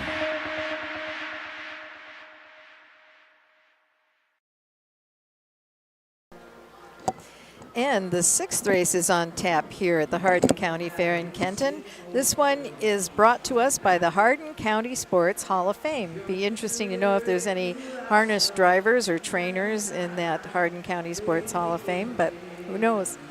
This race has a field of 5. It's the 3-0 Filly Trotters. First division went in 2:03.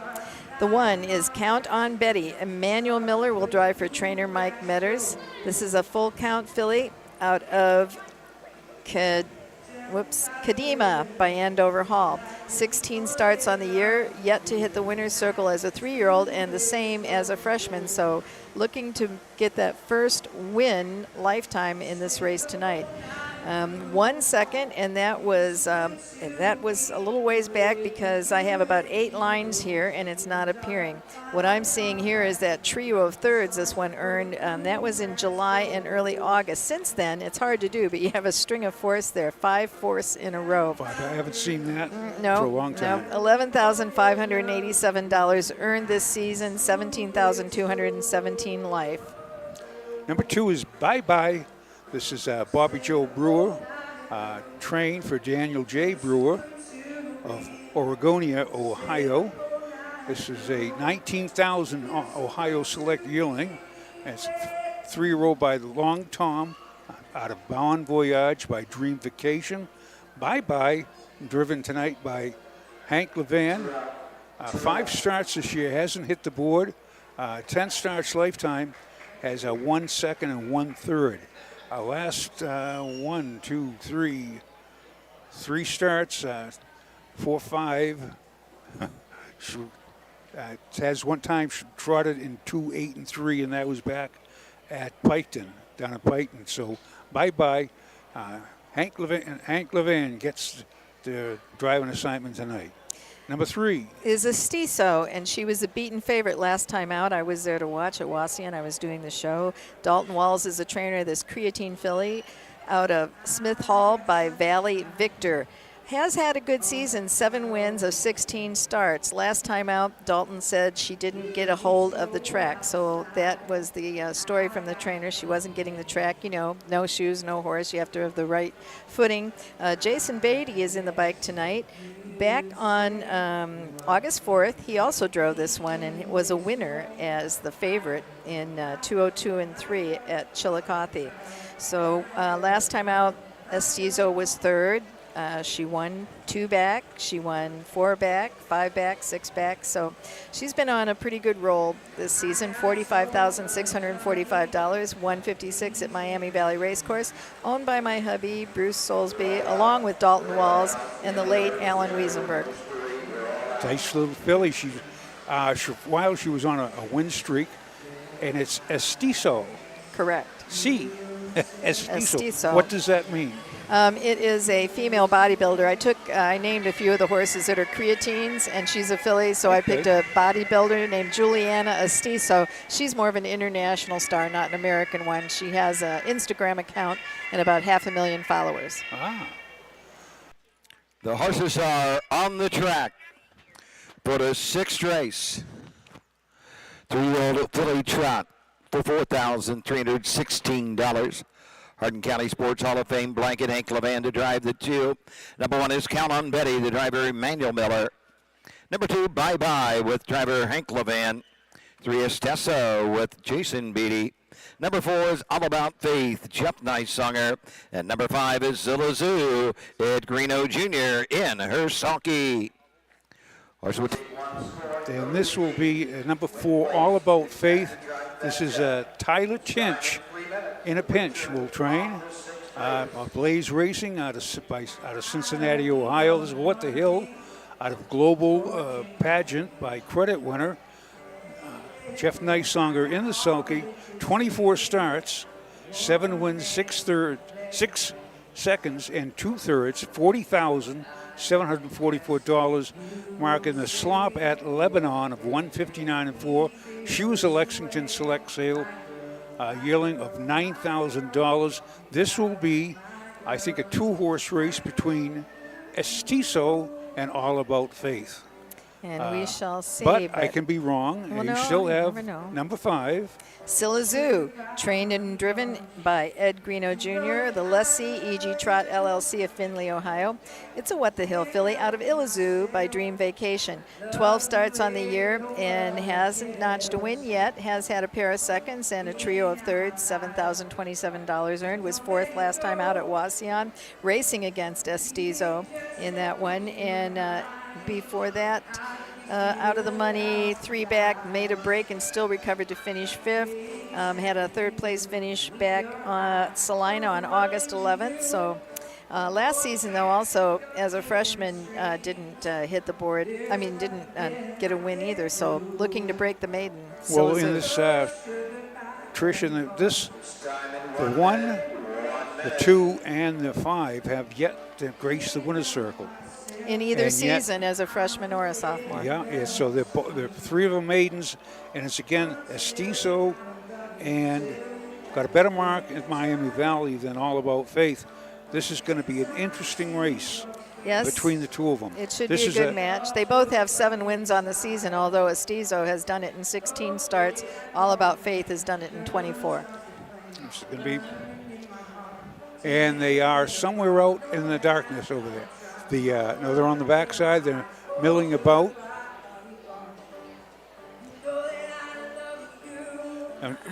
I'm able to read. We are able to read the programs. We took our smartphones that are smarter than I know that, and I use a flashlight on it. Yes, and that'll drain the battery real fast. So we'll see what happens. Shut these off now. I know how to turn it on. I don't. There we go. I shut it off. But yeah, they're moving behind the gate. I'm getting my rooting shoes on. Sorry. How many? I'm getting my rooting shoes on. I said sorry.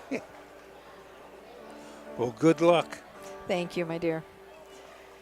Anyway, I'm always happy for whoever wins. As an owner, you learn to be happy for everybody because you know what it feels like on the other side. Well, yes.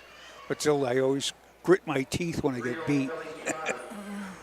Here they are for the 6th at Kenton, Ohio.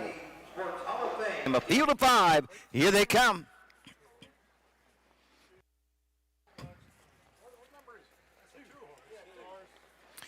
Big up and trotting. Off stride is Esteso along with Bye Bye as the field moves into the turn, trotting to the opening 8th.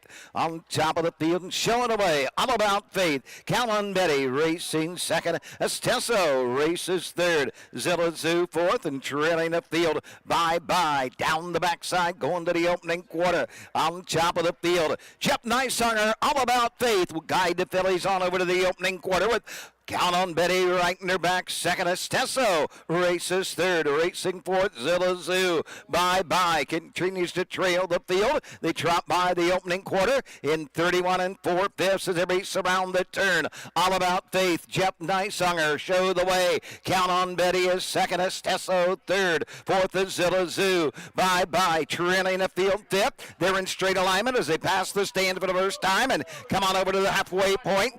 We got a horse down. We got a horse down at the top of the stretch. We have a horse down. Mike Wepkenberger got a horse down.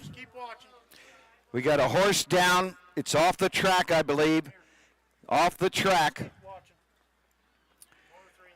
103 3/5 as they head up the backside.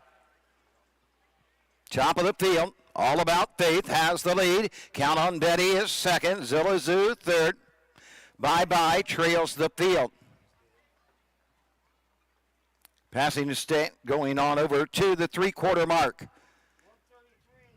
1:33 and 2. Get off the track, they say, Mike. Get off the track, everybody. We got horses coming. We have horses coming off the track. Off the track.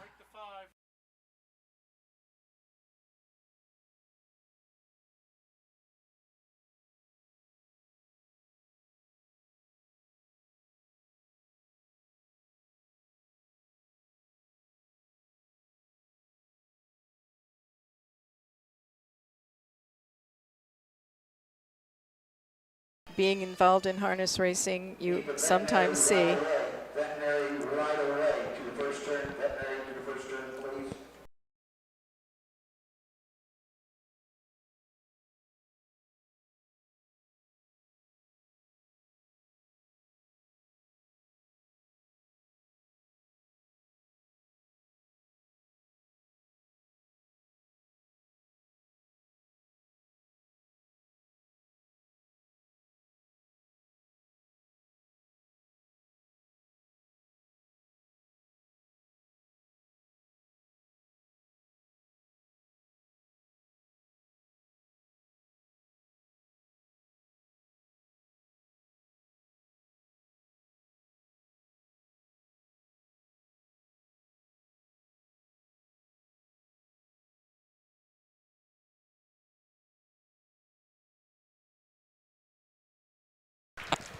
So we're just breathe a sigh of relief. There's some applause for Estizo as she gets up.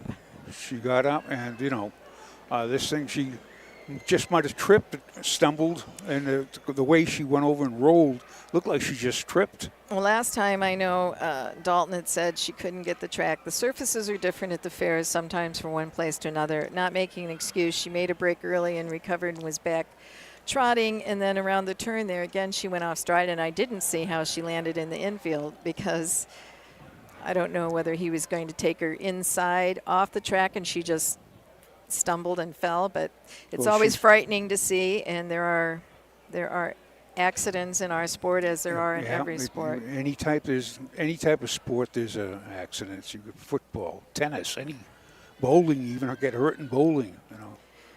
Badminton, but Jason Beatty stood up pretty quickly, so I knew that was a good sign. And she landed on the grass, so yes, also a good thing, and also out of the way of other horses. Yes. Yeah.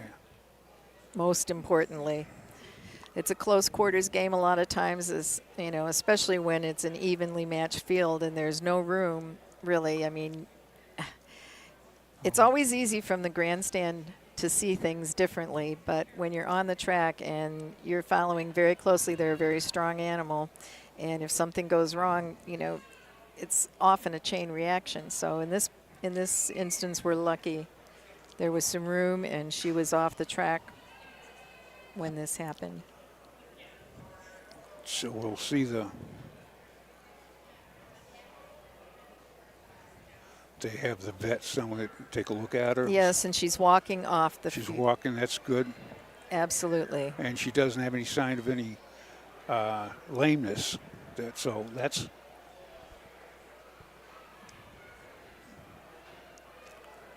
course, they're in the dark over there too. We can't see. Okay, here we go. The winner. Number 4, All About Faith. 3 Bay Phillip, I Want the Hill. Out of the credit winner mare, Global Pegasus, 8th of the season. Blaze Racing Company, Cincinnati, Ohio. Carter Tinch Trange. Chip Nicehunger drives the winner, the mile 2:03 3/5. Sponsored by Hardin County Sports Hall of Fame.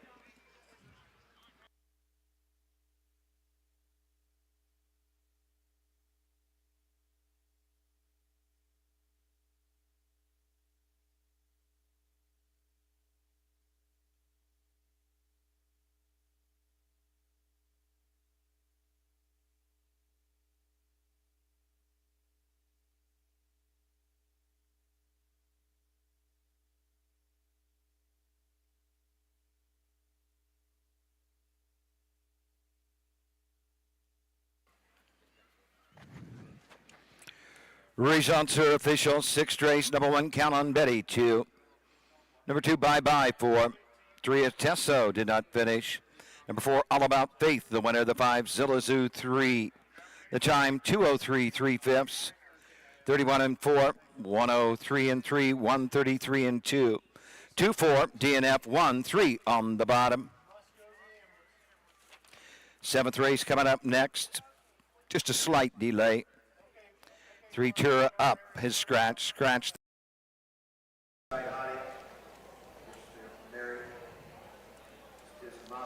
Okay.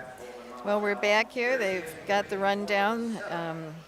And we have the time of the mile. It was 2:03 and 3, 3/5 of a second slower than the other division. And that puts the 6th race to bed. We're going to look ahead to the 7th race here after a few messages.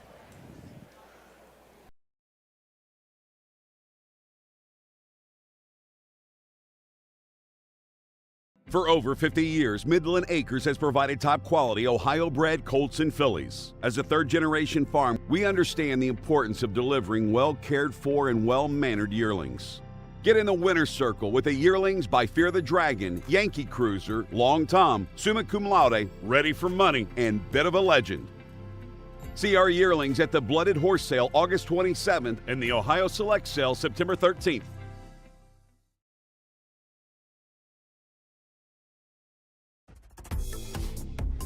The future is bright in Ohio. Ohio Sire Stakes, Buckeye Stallion Series, 66 county and independent fairs.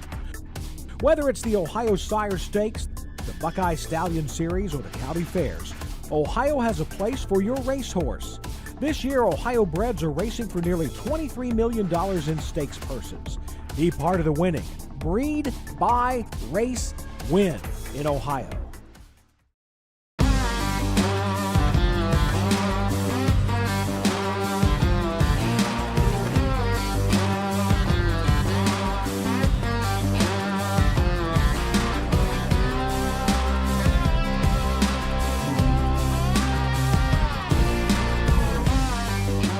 Do you want your horse to shine in the winner's circle? Feed DAC Oil. It makes a world of difference.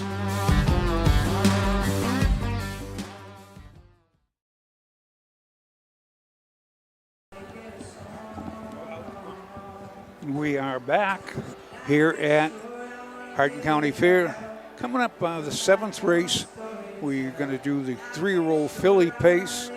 We have 6, 5 in it. The 3 is scratched.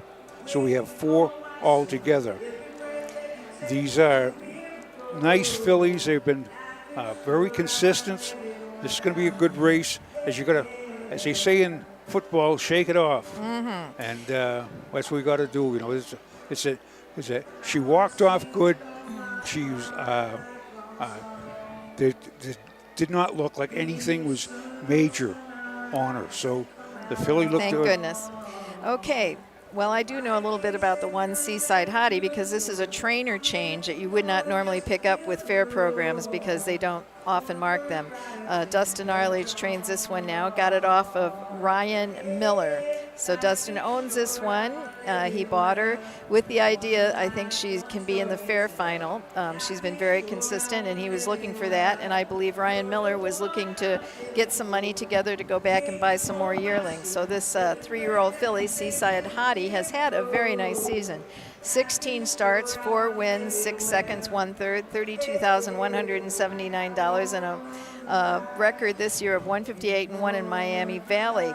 Now, last time out at Greenville, did cut the mile and finish second by a neck in 159-2 with Jason Beatty in the bike. He's back in the bike even though it's a trainer change. Probably a smart thing because he's familiar with her. A very nice priced yearling. This one was, I believe, 60 or 80,000. What was that? 60,000? Yeah, 60,000 at the Harrisburg sale. That's out east, of course, in Harrisburg, Pennsylvania. She brought 60,000. A Down by the Seaside filly out of Hot Lemonade by Rock and Roll Heaven. And her most recent win was 4 back, and she also likes the front end. Number 2 is Sister Mary Stigmata. Dean Santantonio Antonio. Okay, good names, good Antonio. names. So you don't have a nice name like Pie, P-Y-E. That's easy to say, easy as pie to remember, too. But this is 3-year-old filly by Bit of a Legend N out of Lucky Suds by Charlie Barley. She's owned by Dean and Michelle Santantonio of Walton Hills, Ohio. 11 starts this year, no wins, 1 second, 1 third, 6,120 on the card. Lifetime, she has $19,670. Mark of qualified at Northfield last year at 158-1. She shows 54 on the card at Scioto in the Buckeye Stallion Series. Last 2 starts were in the Buckeye Stallion Series. She finished 9th and 10th. As I mentioned, when you see BSS, that's a tougher race. So she's been racing. She's been pacing. Her best time she shows was 54-4 last week. The mile went in 152-2. So Tour Up is scratched. Number 4 is Holden Mama L, another one from the Levan stables, trained, driven, and owned. Hank Levan in the bike. Now, they've been keeping this one at the Ohio Fair Stakes and have done a very nice job with her. I believe that's where she raced last season as a 2-year-old, too. She has 50 starts lifetime with 7 wins, but 6 of them were picked up this year out of 26 starts. She's backed up those 6 wins with a 6 seconds and 3 thirds, earning $30,888 here at the fairs. She was at Scioto Downs, though, somewhere along the line this summer because her mark is 156 at Scioto Downs. Very nice horse. Can't fault her at all, and probably the likely one to beat. Seaside Hottie, though, this is going to be a good race, too, though. I shouldn't say that. But that's who Seaside Hottie will have to beat, or Holden Mama will have to beat her if I was handicapping. Holden Mama L was she's had 3 in a row going into Findlay, or Richwood, excuse me, and she was beat by Bug Juice, which is Chris Page and who else? And Bo Brown's horse. And Bug Juice was driven by, don't ask me, Bo Brown. But so it's a nice filly. Holden Mama L looks like to be the powerhouse in here. Of course, his Seaside Hardy's pretty good. But number 5 is There She Is Again. It's a Kent Wilcox trainee. She's a 3-year-old filly by Do Me That Again out of Katie's Got a Gun by Gun That Won the West, which owned by Richard H. Kopp of Hillsdale, Michigan. 17 starts this year, 4 wins, 3 seconds, 1 third, 18,000 on a card. Mark of Scioto of 156-3. And she made a break last week, coming for home at Van Wert. That's she does show a break leaving up at Sydney, but other than that, she's been pacing 59-4, 59-2, and she looks like she can do. Driven by Jeff Nysongar. Okay, we just saw him on the front there in that last race where he likes to be. I noticed that this Sister Mary Stigmata added Lasix back on August 19th, so this will be her second appearance on that therapeutic medication that is designed, well, it's allowed in harness racing. It's not a stimulant, it's not a depressant, but it actually flushes fluids from the mucous tissues of the air passages, where exertion with some of these horses when they're racing can cause a slight hemorrhage or bleeding. That's why they call them bleeders. Usually it might take a time or two for the horse to realize that they're not going to feel that way, and this is Sister Mary Stigmata's second start on Lasix. And when Lasix, a lot of people have any type of edema or anything like that, they'll give people Lasix. It's a diuretic. Yes. It'll take the fluids out of your system. Right. And but it's the only adverse is you have to keep the fluids back into them. Too. Oh, of course. So that's course. Other than that, it's beneficial to horses. Don't hurt them. And No, like I said, it's the one medication that is allowed on race day, and it's considered a therapeutic. There was, I guess, and has been off and on, some controversy about it, especially in these thoroughbreds.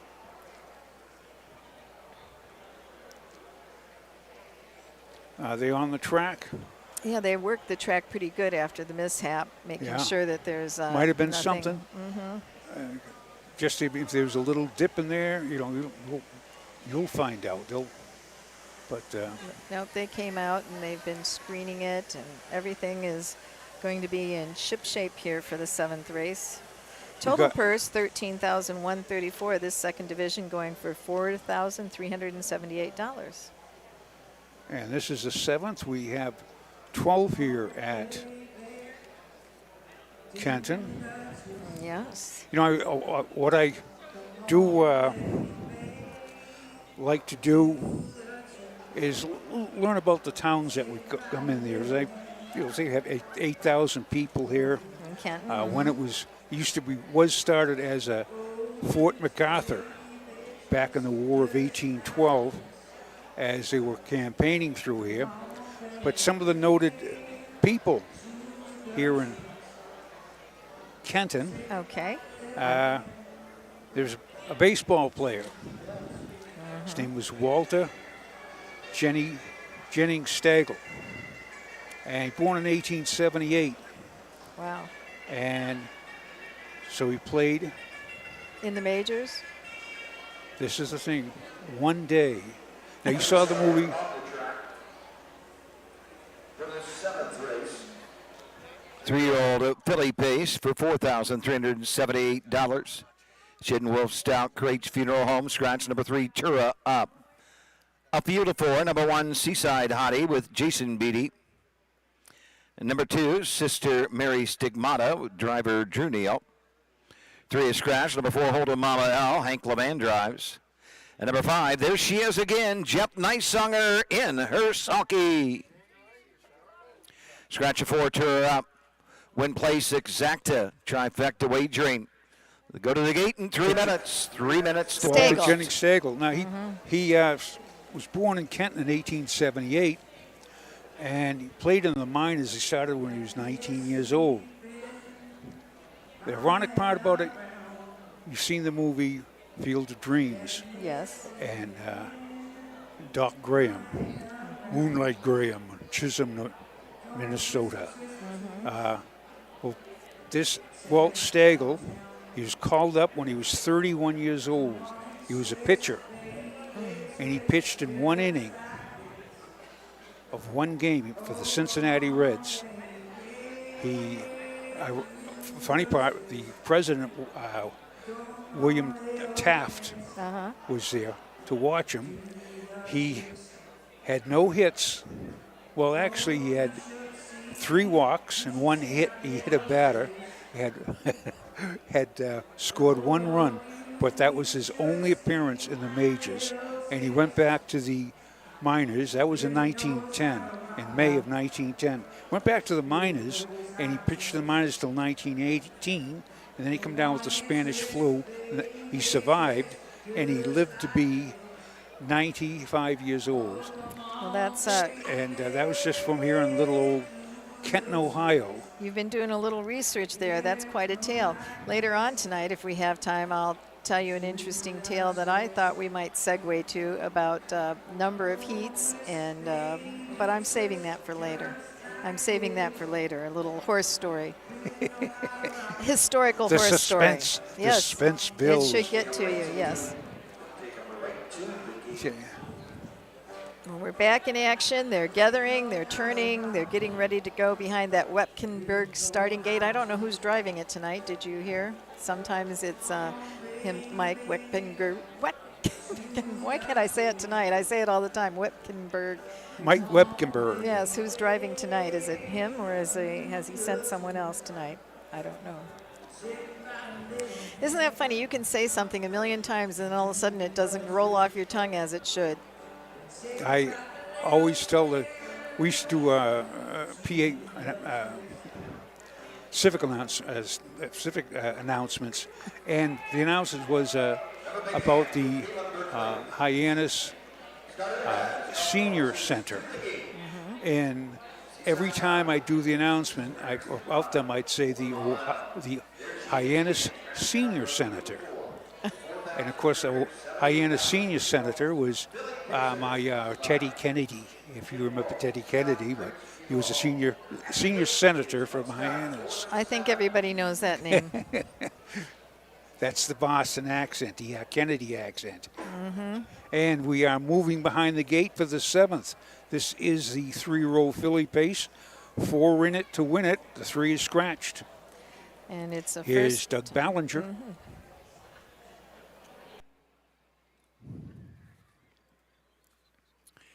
Here they come.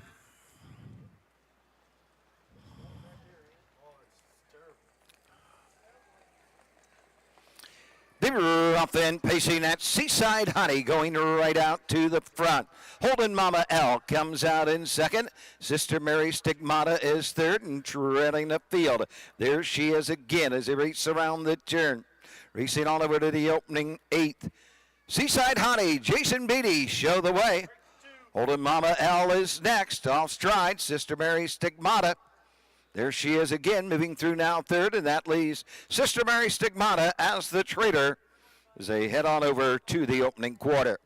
Seaside Hottie, Jason Beatty have the lead and have it by a length. Quarter is on the board, 30 and a 5th. Right there, second is Holden Mama L, nose to helmet with the leader. Third is There She Is Again, and Sister Mary Stigmata trails the field. The 3/8 mark. Passing the stands first time that come to the half. Seaside Hottie shows the way. Racing second is Holden Mama L. Racing third, There She Is Again. And Sister Mary Stigmata trails the field. They're halfway home. They head on over to the 5/8 and showing away. Jason Beatty with Seaside Hottie. 102 for the half. Second is Holden Mama L. Racing third, There She Is Again. Sister Mary Stigmata trails the field. Down the backside, going to the 3/4 mark. Seaside Hottie on the front end. Right there, second is Holden Mama L. And Holden Mama L and the van take a peek to the outside. There she is again in contention third. Holden Mama L on the outside. After that, leader in trailing the field. Sister Mary Stigmata at the 3/4 mark. The 3/4, 132 and 4. They circle the turn. Seaside Hottie has the lead. Holden Mama L is second. There she is again third. Sister Mary Stigmata trails the field with an 1/8 of a mile to pace. They're off the turn. They're on their way home. It is Seaside Hottie, Holden Mama L. Up the inside, there she is again, coming to the line. Seaside Hottie.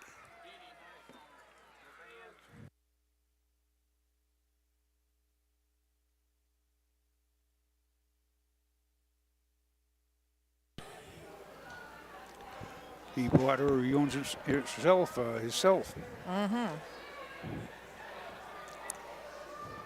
So she continues to be very consistent.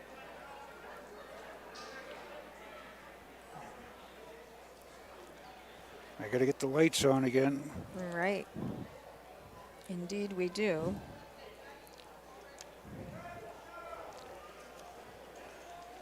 Shelley by Down by the Seaside out of Hot Lemonade by Rock and Roll Hanover. That's her 5th win on 17 starts. As I mentioned, the record is held by Hoofprints in the Sand, set last year, though, and that was 157 and 2. Although I don't know if it was a day card or night card. You know, it was daytime. Yeah, it's cooler tonight. Yeah, this is the first nighttime. Well, I've been over here, I think, 5 or 6 times, but this is, we usually have a double card. This first time we have 2 days of racing, I think.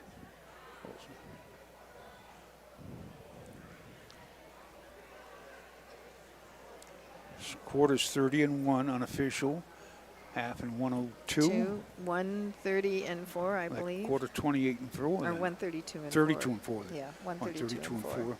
So they went 30 and 2. Mm-hmm. And the final time was 158, and was it 158 and something? I don't know. Time? Oh, didn't get it. Well, we don't know then. We both missed it. I was watching the finish. Billy Pace for $4,378. Blanket by Shined Off. Wolf Stout Crates Funeral Home. Number 1, Seaside Hottie. 3-year-old Bay Phillip down by the Seaside. Owned and trained by Dustin Arledge, Orion, Ohio. Jason Beatty drives, 5th of the season for Seaside Hottie. The mile 2:02. Results are official. Number 1, Seaside Hottie, the winner. Number 2, Sister Mary Stigmata, 4. 3 was scratched, the 4, Holden Mama L2. 5, there she is again, 3.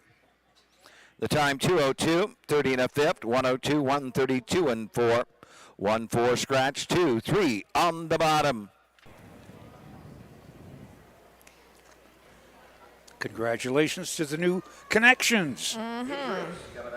Picking up that. Well, it was just as you said. It was going to be a battle between Holden Mama L and Seaside Hardin.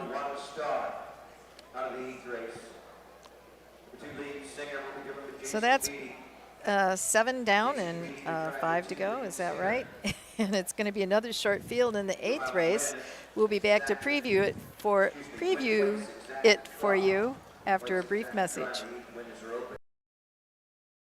When you need supplies for your horse, one name stands out: Big D's. Since 1976, Big D's Tack and Vet Supply has been the equine experts you can trust. Whatever your horse needs is available at Big D's Tack and Vet Supply. Visit the retail outlet in Streetsboro, Ohio, or order online at bigdweb.com for fast shipping. Most orders ship that day. Or call 1-800-321-2142. Big D's Tack and Vet Supply. At Ohio State's Galbraith Equine Center, our veterinary champions are here for your champions 24/7, 365 days a year. Our expert team of boarded surgeons, sports medicine and rehabilitation specialists, together with veterinary cardiologists, internal medicine, and ophthalmologists, make our hospital your best resource for all sport horse performance issues. The Ohio State Veterinary Medical Center's Galbraith Equine Hospital. Call us today at 614-292-6661. Mark your calendar for the new and exciting North American Standard Bred Mix Sale. Tuesday, December 17th at the Mount Hope Event Center in Mount Hope, Ohio. Broodmares, broodmare prospects, racehorses, and stallion shares. Pedigrees announced by Ed Teefee and Gabe Pruitt. Online bidding, clean, heated facility. The North American Standard Bred Mix Sale. A live auction to see quality horses with industry-leading pedigrees. Tuesday, December 17th in Mount Hope, Ohio. Entries open September 5th. All right, it's the 8th race. This one sponsored by the Kenton Moose Family Center here. It's the 2-year-old filly trot. Second division of this one, scratched down to a field of 4. The rail horse is out. That was What a Start, trained by Virgil Morgan Jr., will not appear here tonight. Instead, we're going to go to the 2, Lead Singer, with Jason Beatty picking up the catch drive for trainer Roger Hughes Jr., who also owns Lead Singer, an Uncle Peter filly out of Band of Dreams by Band's Gold Chip. 8 starts on the season, no wins, no seconds, 3 thirds, but $5,444 in earnings. Now, a pair of those thirds were in the last 2 starts, so I would say this one is showing signs of being on the improve, getting to know what racing's all about, perhaps. At Troy on August 13th, had the rail and got away second. Looks like there wasn't little movement, but still managed to make some ground up in the stretch, finishing 3rd, trotting in 2:12. The track might not have been very good at Troy that day. On August 20th at Lima, however, got away 3rd and stayed 3rd, 2:07 and 4. Final quarter M31 and 3, and that's the fastest individual time I can see for Lead Singer. And number 3 is Say We. Or as I say O-U-I. No, Say We. She's a 2-year-old filly by Marseille out of DW's Jasmine by Dilbert Hanover. Mark Winters trained for JR Stable LLP of Orient, Ohio. This filly is got 10 starts, 3 wins, 3 seconds, 3 thirds. Very consistent. Made over 22,000, close to 23,000 this year. Market Saliner 206 and 2. Last week at Findlay, she sat second, got the lead by a head, and just got beat in 2-7. I got beat by Madam L. So that's not that's her competition. But she is very consistent. She does show a mile at Scioto in the Buckeye Stallion Series last July 23rd. She went in 58 and 4. Trotted in 58 and 4, and she was third. So she is no slouch. Very consistent. Say we. Number 4 is Madam L, and so she's lining up right next to Say We, and they did, as you mentioned, race against each other last time out. However, Madam L was the victor, or victress, I should say. Had the rail, got away third, and won by a neck. So it was a photo finish, 29-2 the final quarter, 2:06 flat. This one has 3 wins on 14 starts this year, a mark at Greenville of 2:03 flat, $14,772 earned, a winner of 3 of her last 4. Now Marseille is well represented here with 2 out of the 4 starters, and it is his first crop that's racing this year. Number 5 is Chickaboom. Chickaboom is trained by Scott Morgan for Scott himself. He trains co-owns with Last Laugh LSC of Bucyrus and Green Wave Racing LLC of Newark, Ohio. This long tom filly out of She's Not Red by Emil Angus, 4 starts this year, 1 second. She does have those little hen scratches on her card. The last time she stayed trotted was at Xenia, and she sat second, and she was finished second, and she trotted 2:06 in 3. That's her fastest time on her card. So we have a couple of heavyweights in here with the 3 and the 4. And it's a 4-horse field. You know, she might like the bigger track better. She did qualify at Scioto Downs on July 23rd and went in 2:02 and 2. So, you know, some horses do better on a larger track. Trotting around the half, all the turns isn't always easy. That was a pretty good qualifier back on July 23rd. And here is the post parade.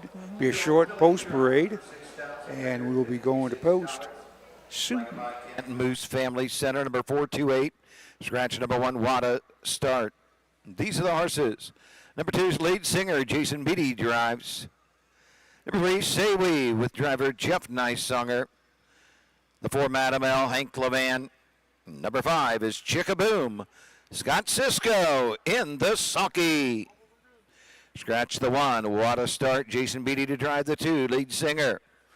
Well, it's not the 7th inning stretch, but I think I do have time to tell my story. We're looking at trotting fillies that are 2 years old. Well, in our history, there is a trotter that a lot of people, if they study the history at all of harness racing, would know about, Goldsmith Maid.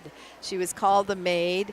She never even had a harness on her till she was 6 years old, yet she raced 13 seasons of racing, and she won 350 races, or dashes as they were called then, because like you said, there was heat racing. Now the interesting thing about Goldsmith Maid is she was small when she was young, and nobody really wanted her. I think early on, she sold for $350. Just a short time later, $460. Then finally, a guy by the name of Alden Goldsmith bought her for $650 and a sulky. He gave the guy a sulky. She was foaled in 1857, but didn't really break loose until she was sold again for $20,000, and it was Bud Doble that had her. She had the 350 wins. Her career ended at age 20, but actually she was broke to harness at 8, not 6. Take that back. But she was ornery, I guess, in the beginning and little. But what a legend. In fact, they paid. She had won at, I don't know, was it Dayton? I think it was Dayton. Yeah, she won a feature race for $4,500. And then the fair paid Doble to come back 3 days later just for an exhibition and paid another $4,500. Now, when you think about horses racing here tonight, some of them are going for about $4,500, and you're talking in the late 1860s. Her $377,000 earned back then. She retired, was it in 1877, I believe? Yeah, she was 20, so that's right, 57. 20 she was years, full. yeah. But that is comparative to $8 million today. Well, yeah, she was a star. I mean, we had some standouts in early harness racing that the legends, the stories are very interesting. And they were like heroes across America. They would travel across They had the traveling grand circuit, and they'd have a troop. And in fact, when she got beat at Cleveland, and Smuggler beat the Maid, and Oliver Wendell Holmes, he was a young man, he wrote a poem when Smuggler beat the Maid. It was that page headlines all over the world, but Smuggler never even come close to her again after that. But Oliver Wendell Holmes, of course, became the Chief Justice of the United States. And early American art often featured the standardbreds, the trotters and the pacers, Courier Knives prints. Here is the 8th race with our 2-year-old fillies trot. Is there a Goldsmith maiden egg? Here's Doug Ballinger.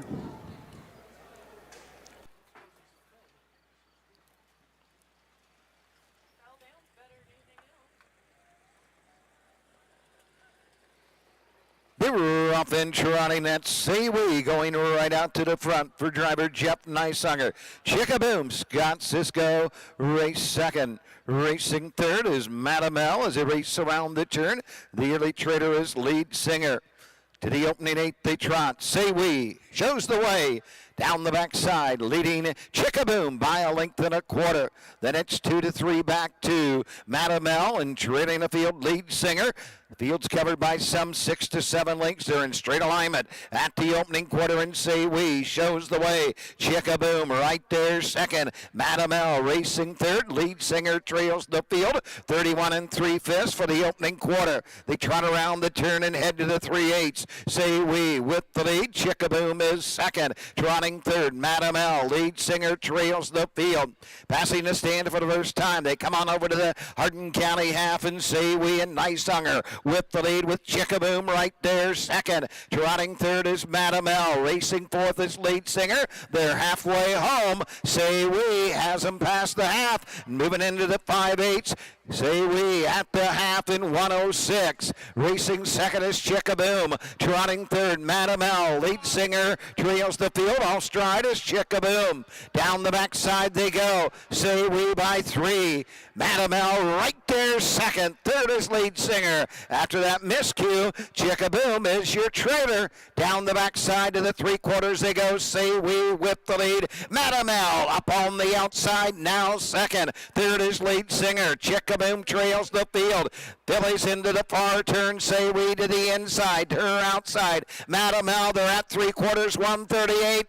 Around the far turn, it is Say We. Madam L keeps on coming after that leader with an 1/8 of a mile to trot. Madam L up on the outside. Say We on the inside. Madam L the grandstand side. Say We coming to the line. Madam L, Hank Levan's third on the card. The mile 2:08 1/5. Volstead, Coach K. Hanover, Slay.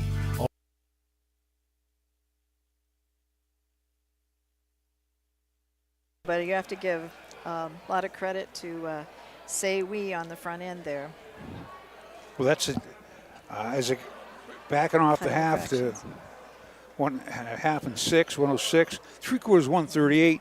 These horses got more speed than that, and they got more power. And when they had a neck-and-neck duel coming down here, the crowd to our left, they were screaming and hollering and applauding. Well, it's nice to see those stirring finishes. Actually, though, of course, the driver, if you can get away with it and you're on the front setting modest fractions, only enhances your chances. When they come at you, then you have some reserve to try to battle. Now you know why they were hooting and hollering. They must have an interest in this one as they're heading to the winner's circle. They're all empty now. Look at them. They're all going down there. Well, winner's circle, how many? She's crossing the track. Always a bit dicey. You have to remember, of course, not so much now, but horses are warming up between the races for later races. Our horses always go out and do a warm-up. They do not race cold. Front of the stands, your winner of the 8th race, 2-year-old filly trot for $6,356. Sponsored by Kenton Moose Family Center, number 428. Number 4, Madam L. The 2-year-old bay filly by Marseille out of the Donato Hanover mare. Leaping Lady, posting her 4th of the season. She's owned by the Levan stable. Megan Levan, L. Levan, and R. Levan. Lots of Levans. Hank Levan trains and drives the winner of the mile 2:08 1/5. Final quarter, 30 1/5 for Madam L. Results are official. Number 1, Wanna Start, was scratched. The 2, Lead Singer, 3. Number 3, Say We 2 for Madam L, the winner. Number 5, Chickaboom 4. The time 2:08 1/5. The quarter 31-3. The half 1:06 3/4 1:38. Scratch 3 2 1 4 on the bottom. So And with that mile 2:08 and 1, the last corner 30-3. That last 60 feet. I thought it was 30-1. I don't know. Maybe I wrote it down. 1:38, 2:08 and 1. Yeah. 30-1. 30-1. But they were smoking, Yes. stepping it out, stretching it out. That last. And I think that was what, Levan's third trip to the winner's circle tonight? Was that his third trip to the winner's circle tonight, Hank Levan? Yeah. I do believe so. Okay. Well, what's ahead for us here, Tom? Was get my magnifying glass and my light will be. I got to go find the shawl pretty soon. Yeah. And I'll rough it out. I am going to stand up and stretch here. Have a stretch, and we shall be coming back for the 9th race here at Hardin County Fair. This is 2-year-old filly pace, going for $4,834. We shall return. We have one Nora's Magic Dragon. Is Brett Miller still up? Yes, I believe he is. So we shall return after these few messages.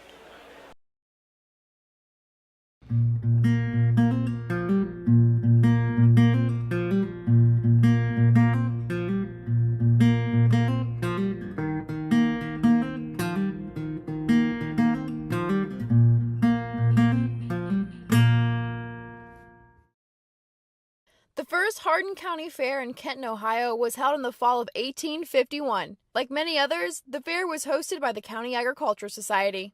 Society members organized the event to celebrate the end of harvest.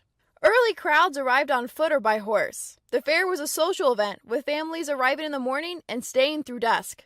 Livestock, crop, jellies, flowers, along with many other products, were displayed for judging. The Hardin County Fair grew quickly, and by 1869, the Agricultural Society purchased a property known as the Trotting Park. The move prompted harness racing to become the main attraction. Less than 2 decades later, a new half-mile racetrack was installed and reported to be one of the finest in Ohio. Lights would be added in the 1960s to include night racing. The fair would begin to host 3 days and 3 nights of harness racing. Today, the Hardin County Fair is a member of the Ohio Colt Racing Association. They host one afternoon of live-action racing. Hi, I'm Dean Gillespie, and I want to tell you about the Ohio Colt Racing Association. There's 19 member fairs, and they sponsor the partial futurity in Greenville, Ohio. You need to race in the OCRA. Great racetracks, great people. Bring the kids and come out to the fair, and remember, fair time is fun time.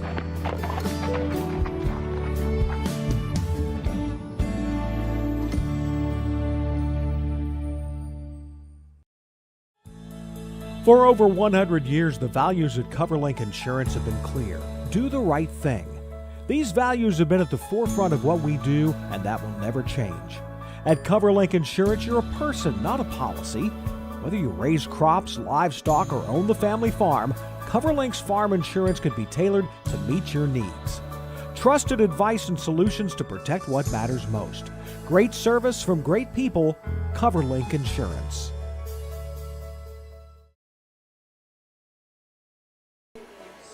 Well, we are on the countdown here. It's the 9th race that we're going to feature next, and those are 2-year-old filly pacers in the 3rd division. This one brought to you by the Cliff Weinegar Auctioneer. And you know, those auctions are happening around here in Ohio and elsewhere. All the yearlings getting ready to go through the sale ring. A lot of farms very busy getting them shined up and ready for their presentation. The next one being the Ohio Select Sale that is held here in just about, 10 or 12 days, something quick.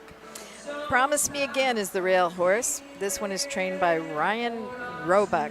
It's a Do Me That Again filly out of Judy's Promise by Admiral's Galley. Brian Roebuck is also the owner. Marion Beachy was the breeder on this one. He no longer stands Do Me That Again there. He went to Canada. But this is his brown filly, Promise Me Again. Charles Bolin gets the call. She's had 11 starts this year, no wins, 1 second, and no thirds, $3,751 earned. Just been picking up checks. Really hasn't missed any check except once in the last 8 starts, but still not a lot of money picked up. That is Promise Me Again. Her fastest time, 2:03.1, 4 back, and that was at Urbana. Yes, and this is Mandy's Rotten Apple. Mike Palamas trains this filly by Mr. Apples for Julie A. Farley of Bradford, Ohio. She's out of Weston Mandy by Weston Spirit. Mandy's Rotten Apple will be driven by Jason Beatty. She has 7 starts. It was a change, I think, to Hank Levan. Hank Levan. See, they keep on changing these things. She got 7 starts, no wins, no seconds, 1/3. She has best time, and that was at Urbana, 2-1-2, and she finished 5th. So, Mandy's Rotten Apple, she better sweeten up. Number 3.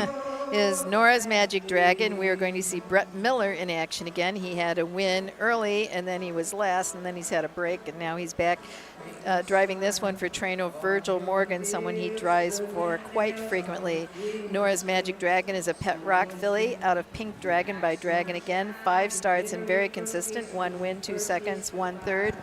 Only the 5 starts makes her the least started one in the field, however, but she's showing a lot of talent, I would say. Qualified in 1:57.3 at Scioto Downs. Comes into this one off a pair of seconds on August 19th at Lima in 2:01.1. Then at Findlay in 2:02.4. Number 4 is Juicy Gossip Girl.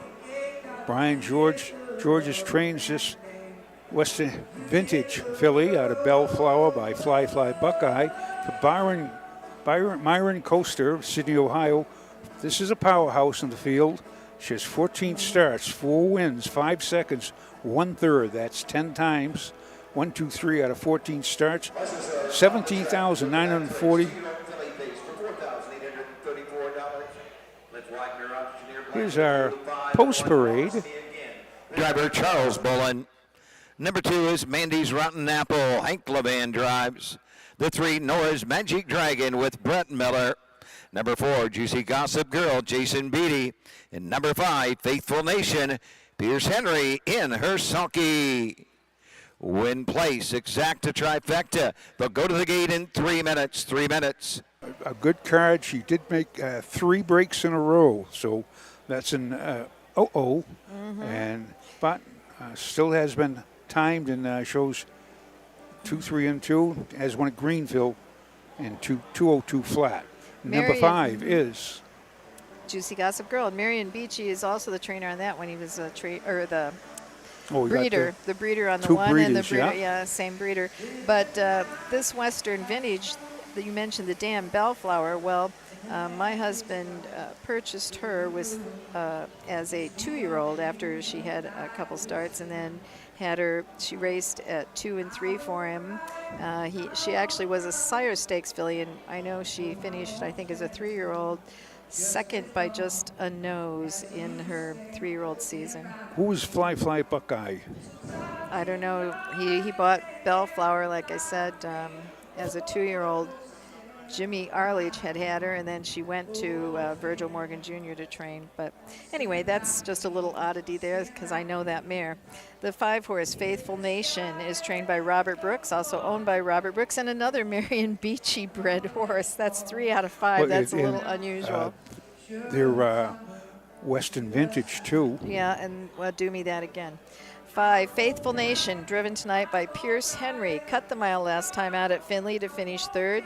And pacing in 2:03.4, final quarter in 31. Overall this season, 9 starts, 1 win, 3 seconds, 2/3, and 7,278 earned. Best mark was a win at Bluffton, 2:02 and a 5th. So the last 3 starts, 3rd, 2nd, 3rd, did make an interference break, finishing 3rd there at Napoleon. 4 back at Attica was the only start where I don't know what happened. She didn't race very well there, got away 4th and faded rather badly. Also had Pierce Henry in the bike. So he has driven her in in most all of her starts. Gets the call again tonight. And it's getting dark. Very dark. But yeah, you can't see the field and the field of soybeans. You're not afraid of the dark, are you, Tom? No, I'm not. I just got to watch where I'm going. I stumble around. I'm teasing. I have to tease my partner here a few times. Well, the funny part, if you remember the movie The Exodus, The Exorcist, and there were guys in the football team. They were 6'4", 6'5", and they said they went and saw that, and they said, "Man, I was walking out. I kept on looking at every corner." Movies can do that to you sometimes. Oh yes, they're moving behind the gate. The Mike Webkenberg starting gate. This is our 9th here. And Hardin County Fair and beautiful Kenton. Very dark Kenton. Auctioneer, field of 5. Here they come.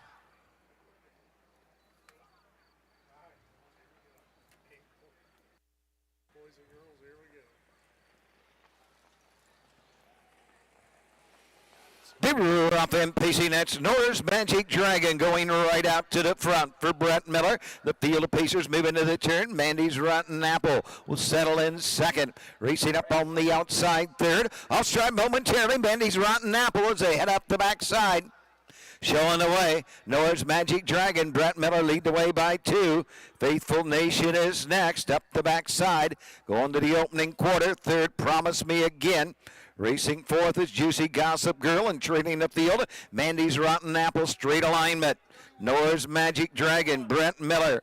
Take the field of Pacers by the quarter and even 31 seconds. Faithful Nation is next. Promise Me Again third. Juicy Gossip Girl fourth. Trailing the field. Mandy's Rotten Apple. Round the turn to the 3/8 they go. Noah's Magic Dragon. The 2-year-old Bay Filly, but Pet Rock looking for season win number 2. Shows the way for Brett Miller. Faithful Nation right there second. Racing third. Promise Me Again. Racing up on the outside. Juicy Gossip Girl and trailing the field. Mandy's Rotten Apple. They pace past the half in 101 3/5. Norris Magic Dragon leads them by 2. Faithful Nation is next. Down the backside they go. Juicy Gossip Girl third. Promise Me Again fourth. Mandy's Rotten Apple is fifth. On to the 3/4. Norris Magic Dragon will guide the fillies to the 3/4 with a 3-length lead. Faithful Nation is next. Juicy Gossip Girl. Promise Me Again and Mandy's Rotten Apple. At the 3/4 mark, they're into the far turn. Norris Magic Dragon 3/4 is up in 130 3/5. Norris Magic Dragon opens up by 4, now 5, now 6. Faithful Nation is second. Juicy Gossip Girl third. Promise Me Again. Mandy's Rotten Apple. Off the turn, they're on their way home. Norris Magic Dragon. Brett Miller second on the card here at the Hardin County Fair.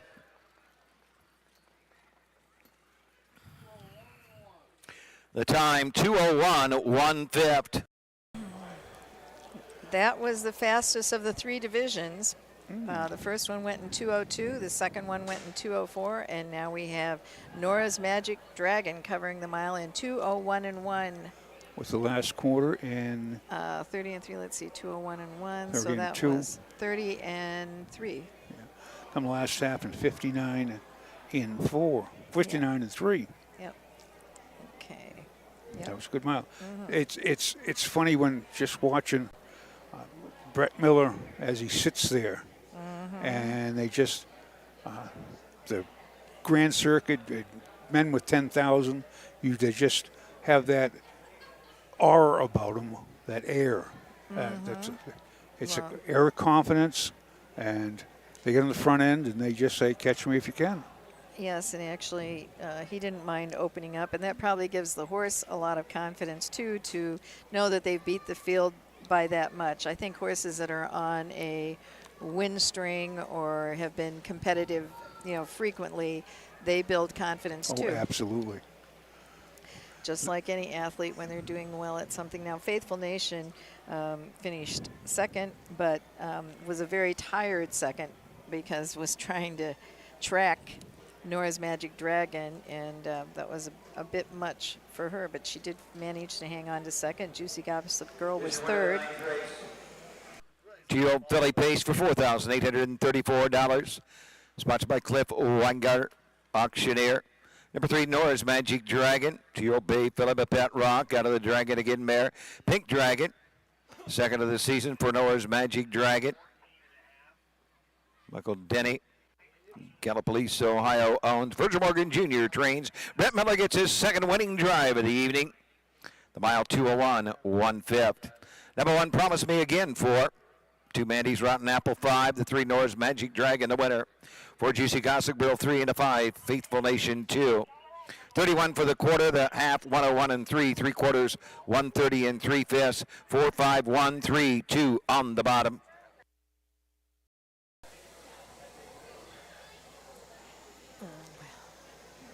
So that was Jeff's, Brett's second win. Hank has 3. Hank's smoking tonight. So with the rundown there of Noah's Magic Dragon, Faithful Nation, and Juicy Gossip Girl, they finished 1, 2, 3. The outside 3, 4, and 5 were the top 3 finishers. Mandy's Rotten Apple doesn't make breaks often. It had been a long time since she had made a miscue. 1, 2, 3, 4, 5, 6 back, and that was kind of uncharacteristic for the Mr. Apples filly. She's just had one of them nights. Yes. So we are coming up to the 10th. This is 3-year-old filly trotters. This is the 3rd division. This division is going for $4,316. Memory of Walter, Bill, and Shorty Ewing. The group from, I imagine, from here in Kenton. What on the Hardin County? Hardin County Hardin Fair. County. Hardin County Fair. Yeah, but I'm These going to have to 3 say, I'm just not going to limit to Kenton. I'm going to say Hardin County. Maybe they're from Hardin County. We can give them more area. Now we have a young group of people all in pink T-shirts there, and they say Hardin County something Fairgrounds, I think. I don't know whether they're employed here at the Hardin County Fairgrounds or they were competing in something. Well, we shall return after these few messages.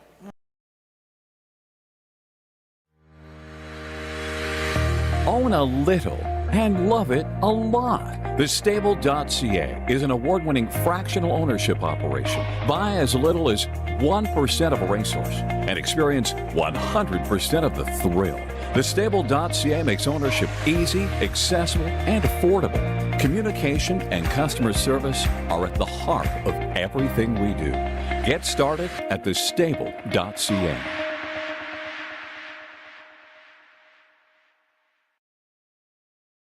For over 50 years, Midland Acres has provided top-quality Ohio-bred colts and fillies. As a third-generation farm, we understand the importance of delivering well-cared-for and well-mannered yearlings. Get in the winner's circle with the yearlings by Fear the Dragon, Yankee Cruiser, Long Tom, Summa Cum Laude, Ready for Money, and Bit of a Legend. See our yearlings at the Blooded Horse Sale August 27th and the Ohio Select Sale September 13th. With more than 300,000 horses in Ohio, the economic impact of the equine industry in the state is over $2.8 billion. Much of that value comes from standardbred horse owners, breeders, trainers, and drivers who participate in the sport of harness racing. The mission of the Ohio Harness Horsemen's Association is to preserve, protect, promote, and serve the entire standardbred industry in Ohio and beyond. To learn more about the Ohio Harness Horsemen's Association, go to ohha.com. That's ohha.com.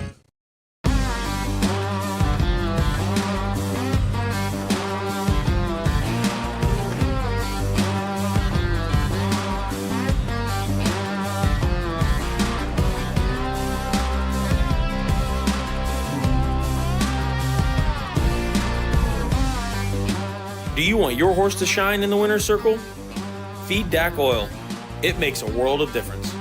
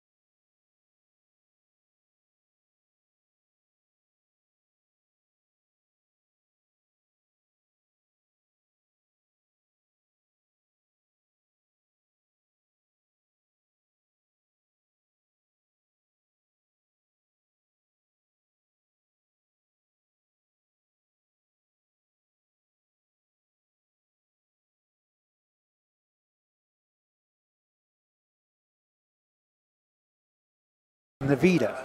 I can't say Nevada. We'll go to the post break and be right back to talk to the rest of the rest of the field. Charm, the driver Hank Levan. Number 2, Kenton Lily, Roy Wilson drives. 3 Flip 5 Stones, Jeff Nicesonger. Number 4, Uncle Pete's Dream, the driver Brent Miller. And number 5, Honey's Lucky Star, Scott Cisco in the sulky. So Roy Wilson is sulky on the 2. Number 3 is Flip 5 Stones. This one trained by Mark Winters and driven by Jeff Nicesonger tonight. Dennis Shaner is the owner from Wapakoneta, Ohio. They have a nice fair there too. This filly is by Lane of Stone. Now he's a bit unusual because he was not only a racehorse and then did some breeding, but he's back racing and he has some performers. In fact, a couple times he's raced on the same fair card as one of his offspring.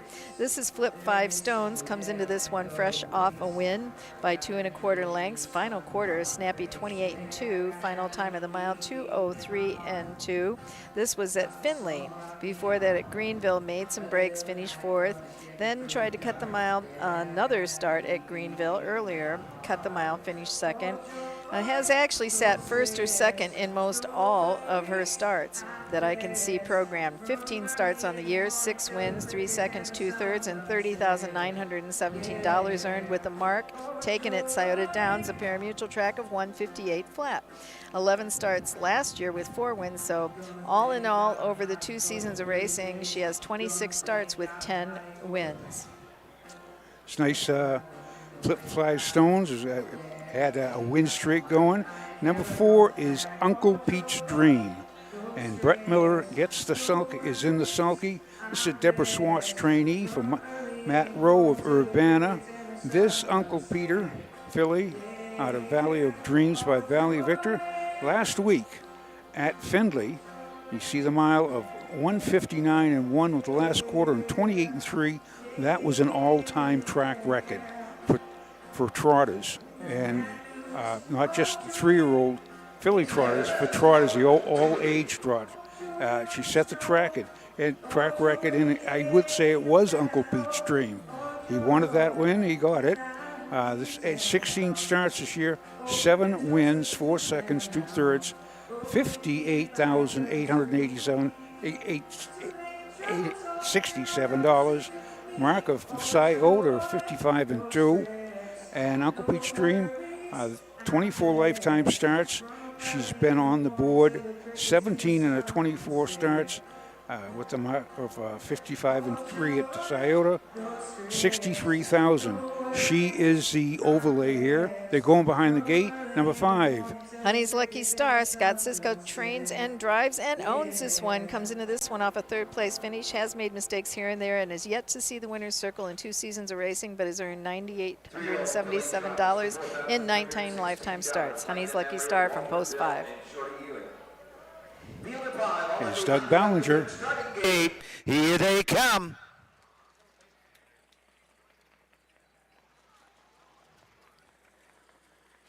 They're up then, pacing. That's Flip 5 Stones, and Jeff Neisinger going right out for that early lead. Catalilli on the inside comes out in second, racing third as he races around the turn. That is Uncle Pete's Dream. Off stride is Honey's Lucky Star. Moving through off stride now is Forza Charm up the backside. Flip 5 Stones, Jeff Neisinger lead the way by 3. Catalilli right there, second, trotting third, Uncle Pete's Dream. Fourth is Forza Charm, and trailing up field, Honey's Lucky Star.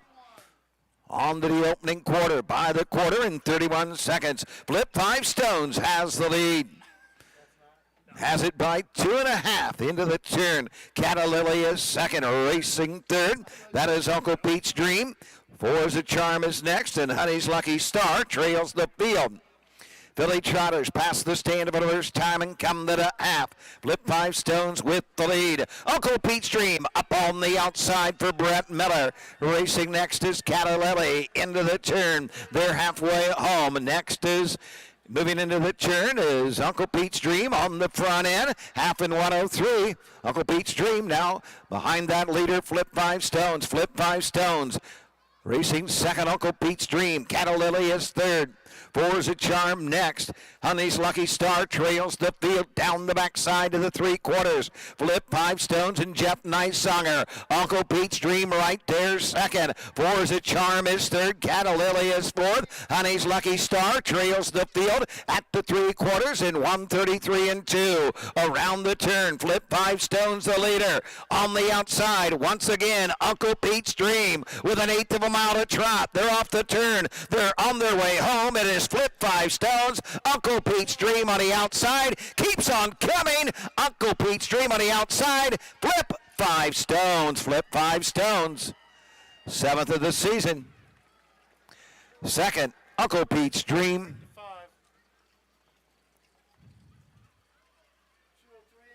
5 Stones, 2 in a row now. 7 on the season out of 16 starts. Flip 5 Stones was one of the dominant fillies early in the season, and she just this is only her first win, well, the second win in 6 starts, but she had 4 in a row. But and again, well, actually, I think that was Jeff Neisinger won the race by not letting Brett Miller go when he came the first challenge, coming into the lane, coming to the half.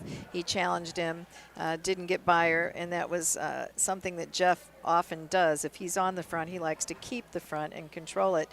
Had he let the other horse go, it might have been a different situation. Definite. They're down the half in 2, 102 when they went 3/4, 133.2. 11th race, bring them right on. So that's but again, that's half-mile track driving, and that's where Neisinger and these guys they shine.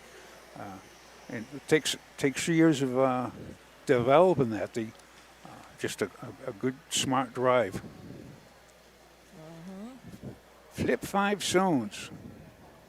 And this was the fastest of the 3 divisions as well. 203, 203 and 3, and 202, right? Yeah, 202. I believe it. In the 10th race, 3-year-old Billy John for $4,316. Like the memory of Walter Bill and Shorty Ewing. Number 3, Flip 5 Stones, the 3-year-old Brown Filly by Lincoln Stone of the Mount Magnus Fair, Pride by 5, 7th of the season. And as Shayna Wapakinetta, Mark Winters trains. Jeff Neisinger drives the winner of the mile, 203, 2 fifths. Jeff Neisinger's second winning drive of the evening here at the Hardin County Fair. Results are official. 1-4 is a charm 3. 2 Catalilly 4. The 3 Flip 5 Stones the winner. 4 Uncle Pete's Dream 2. 5 Honey's Lucky Star 5. The mile 203 2/5, 31, 103, 133 and 2. 3, 4, 1, 2, 5 on the bottom. 11th race coming up, 12 minutes. 203 and 2, not 202. So it was not the fastest. The first division was the fastest. And I heard the 2 in there. I thought they went in 2-2, but they Yeah. come in the last quarter, 30 seconds in that.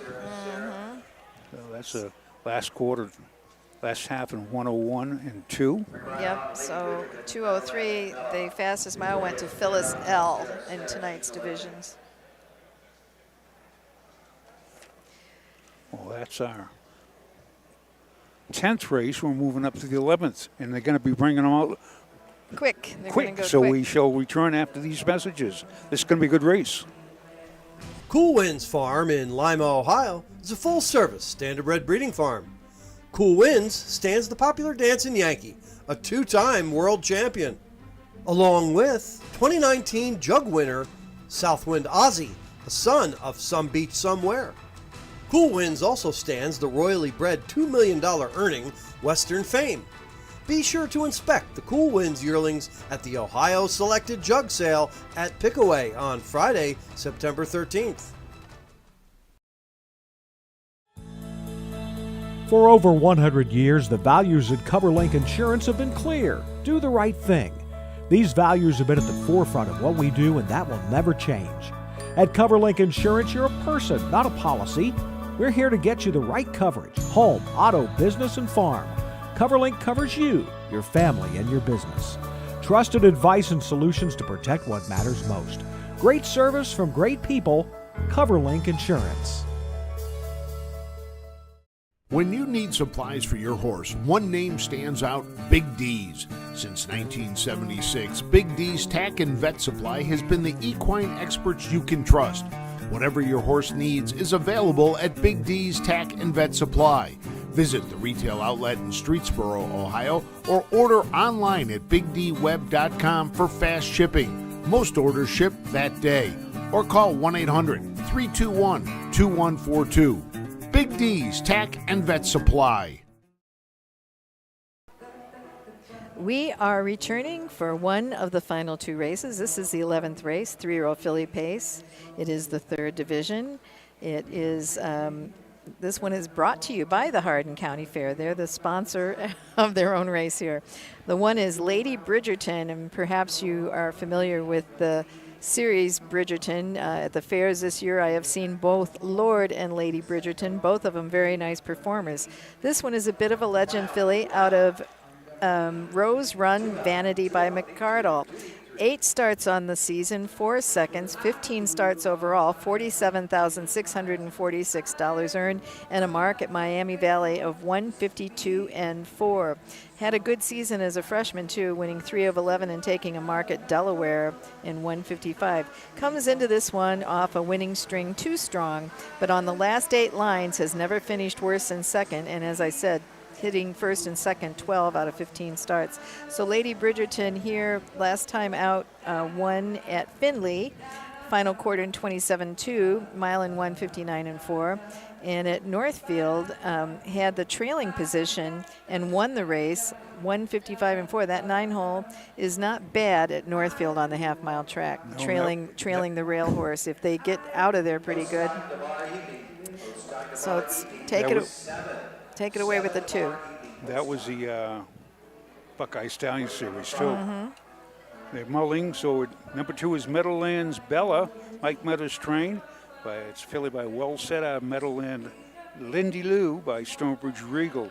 Tina Sudemeister and Tamara Hoover own this nice filly. She's got 10 starts, 4 wins, 15,000 mark of 56 at qualifying Scioto. Last week at Burton, she went in 2-3 by 2. Made a equipment break at Mount Gilead, a very unusual break. She finished first at Hicksville, 59 flat. Last quarter, 28 and 2. She's a good, nice little filly, and who is Mark St. Louis driving? I never got a change on that one. So No. we'll have to see when We'll he have to comes out for the guess. post parade. We'll Okay, see. number 3 is Oh, the 3 is Victorious Farah. We do have time to get her in. She's trained by Mike Polhomis and owned by Charles Hartzell of Greenville, Ohio. 17 starts, 3 wins, 2 seconds, 20,199 earned, with a win at Urbana being her best mark this season of 158. However, when she has appeared at Scioto Downs in a late closer series, she finished second and paced in 153 and 4, and sixth and paced in 152 and 2. Had a win string, 3 starts in a row. We'll just pick up here after the Lady Bridgerton, the driver Jason Beatty. Number 2, Meadowland Bella with Mark St. Louis Jr. The 3, Victorious Farah, Scott Cisco drives. Number 4 is Odds on Sarah, Brett Miller. And number 5, She's a Legend, Jeff Nysonger in her sulky. Win place exacta. Trifecta wagering on the... Had won 3 straight, July 31st, August 5th, August 13th, 3 wins in a row at Wapakoneta, Urbana, and Troy. Then went to Northfield in the Buckeye Stallion Series and also was in the trailing position, but had the 10-hole and finished 8th, pacing in 157. Was not really regarded highly in that race as she went off at odds of $64 to 1, 64 to 1. That's Scott Cisco drives. Okay, now number 4 is Odds on Sarah. It's a nice filly, trained by Virgin Morgan Jr. She's by Racing Hill out of Peastone Parlor by Better's Delight. Odds on Racing of Boca Raton, Florida is the owner. 15 starts this year, 9 wins, 1 second, 2 thirds, 50,000 mark of Scioto of 155. She had won 5 straight. Then she made a break uncharacteristically at Troy and came back and won again last week at Findlay. She was third against Lady Bridgerton and Brown Betty. That was a good race up there. So it's got the masterful Brett Miller in the sulky. Number 5. Trainer Kent Wilcox sends out She's a Legend from post 5 for Tammy R. Wilcox. Jeff Nysonger gets a call on this one. Never started as a 2-year-old, has 22 starts as a 3-year-old, yet to see the winner's circle, but has 6 seconds and 3 thirds and $18,339 earned. Last time out was second at Van Wert, nice mile, 159 and 4, final quarter in 29 and 4. Before that was third at Greenville, and at Salina was 5th. Really has picked up a check in every start that you can see of the 8 starts that are showing. So very consistent at the fairs. However, I think she may be in a little bit over her head here from post 5 against some of these. Well, we have the matchup here between Lady Bridgerton and Odds on Sarah, but there's 3 other fillies in there to throw a little spice to the mix. It's going to be a good race, folks. This is the 11th from Hardin County Fair in Kenton, Ohio. We have one after this, and they're at the turning. Here's Doug Ballinger for the call. County Fair. All in behind the Mike Wepkenberg starting gate. Here they come.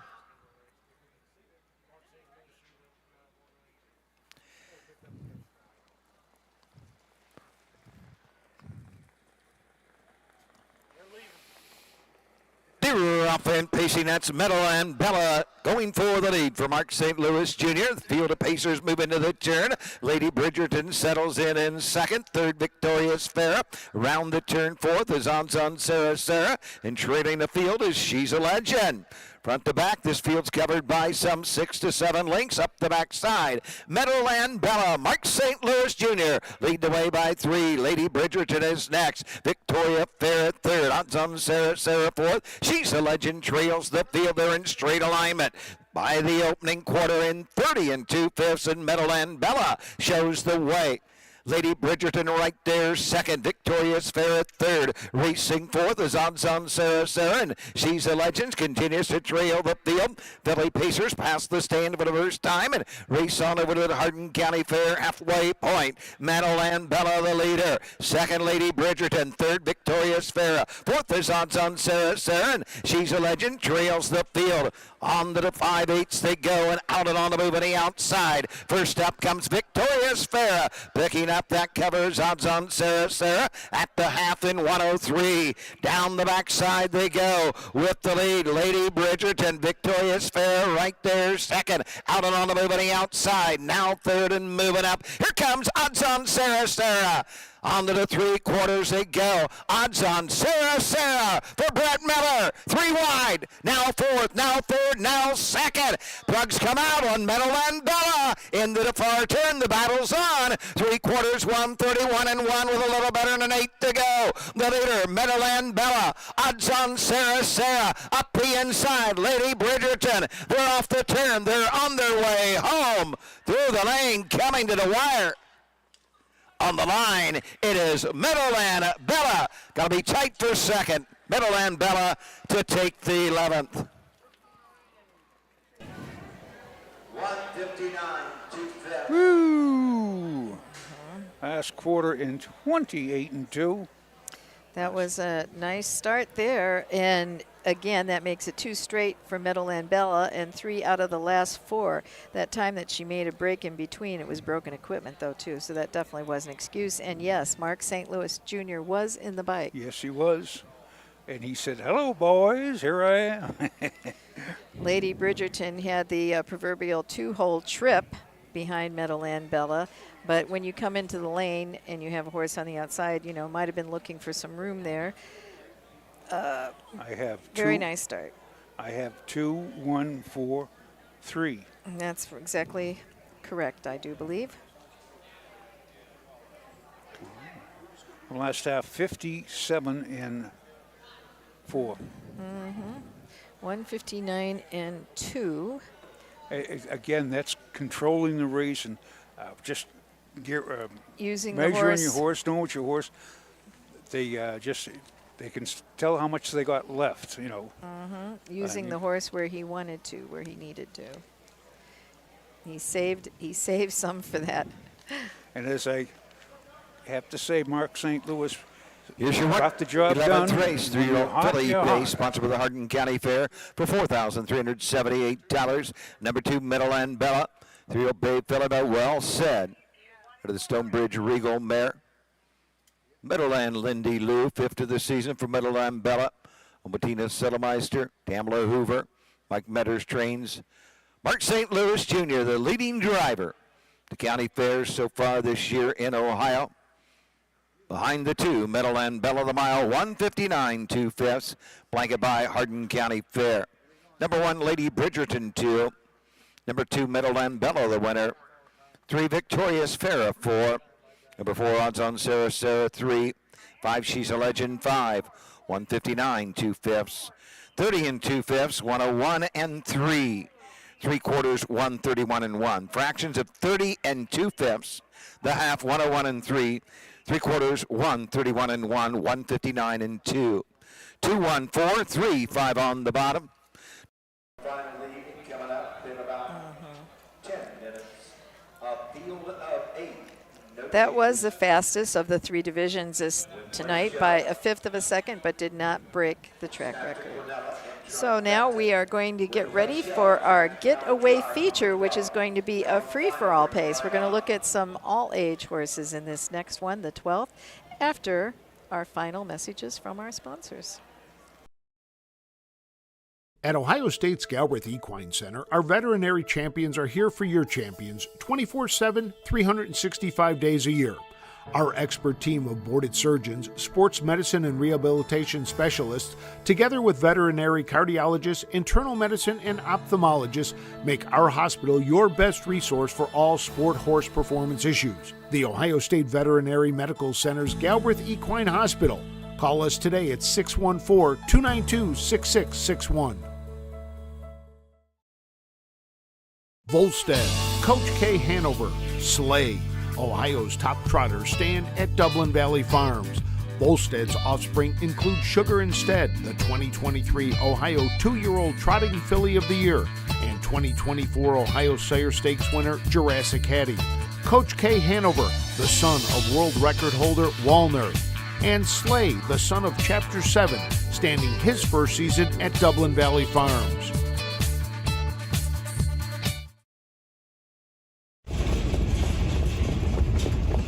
Hi, I'm Dean Gillespie, and I want to tell you about the Ohio Colt Racing Association. There's 19 member fairs, and they sponsor the Partial Futurity in Greenville, Ohio. You need to race in the OCRA. Great racetracks, great people. Bring the kids and come out to the fair, and remember, fair time is fun time.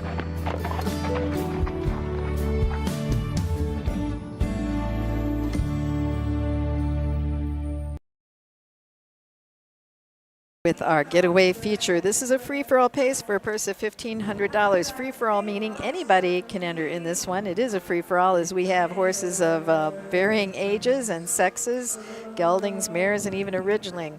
It's an 8-horse field. We're going to start right off with Greater Than Aces from post 1. Drew Neal in the bike for trainer Dean Santan Antonio. It's a Do Me That Again out of Golden Ace by Aces and Sevens. Winless in 31 starts this year. $22,150 earned. Has not been on his game in the last few, finishing 7th, 6th, and 10th. Before that at Scioto Downs in a 10,000 horse and gelding non-winners at 10 condition claimer. Has had a pair of fourths and a third that I can see on the program, but very snappy miles. Was pacing in 151 in that third place finish back on July 27th. That's 151, and he hasn't won this year, but those are great times. Number 2 is Always Be Gigi. Tyler Tinch in a pinch. He's also in the sulky. He trains for Shirley Robinson of Miamisburg. This is a mare, the only mare in the field tonight on the whole card. She's 6 years old by Always Be Mikey out of Gentleman's Delight by Better's Delight. This year she's 18 starts, no wins, 5 seconds, 2/3, 13,000. Does have 101,000 earned with a mark of 153 and 3 and 4 out of 110 starts. Gigi shows 59, 58 and 3. Was second in 53 and 4 at Scioto, 7,500 claimer. This is now, some of these are in claimers and some are not in claimers. And that's just a point there. Mostly they're 6,000 claimers, but she's a 75. Number 7, Robin Zard. Number 3, Robin 3, Zard. excuse me. Kent Saunders, owner, trainer, and breeder on this one, has Roy Wilson in the bike. Comes into this one after racing a condition race at Scioto Downs. No claimer for him.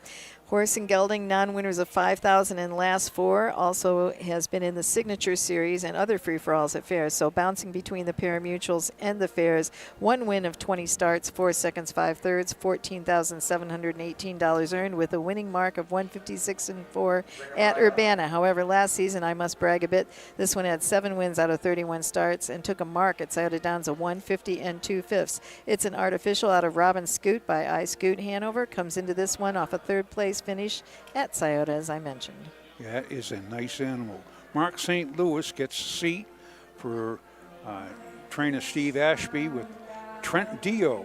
It's a Captain Treacherous 8-year-old Ridgeling out of Electra Fool by I Am a Fool.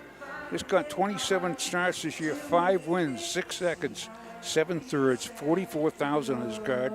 Mark of the Meadows lands in 151 and 1. Nice horse. He does lifetime. This is a high, second highest winning horse in the field. 380,000 this year, lifetime. 173 starts. 173 starts. Lifetime starts, 38.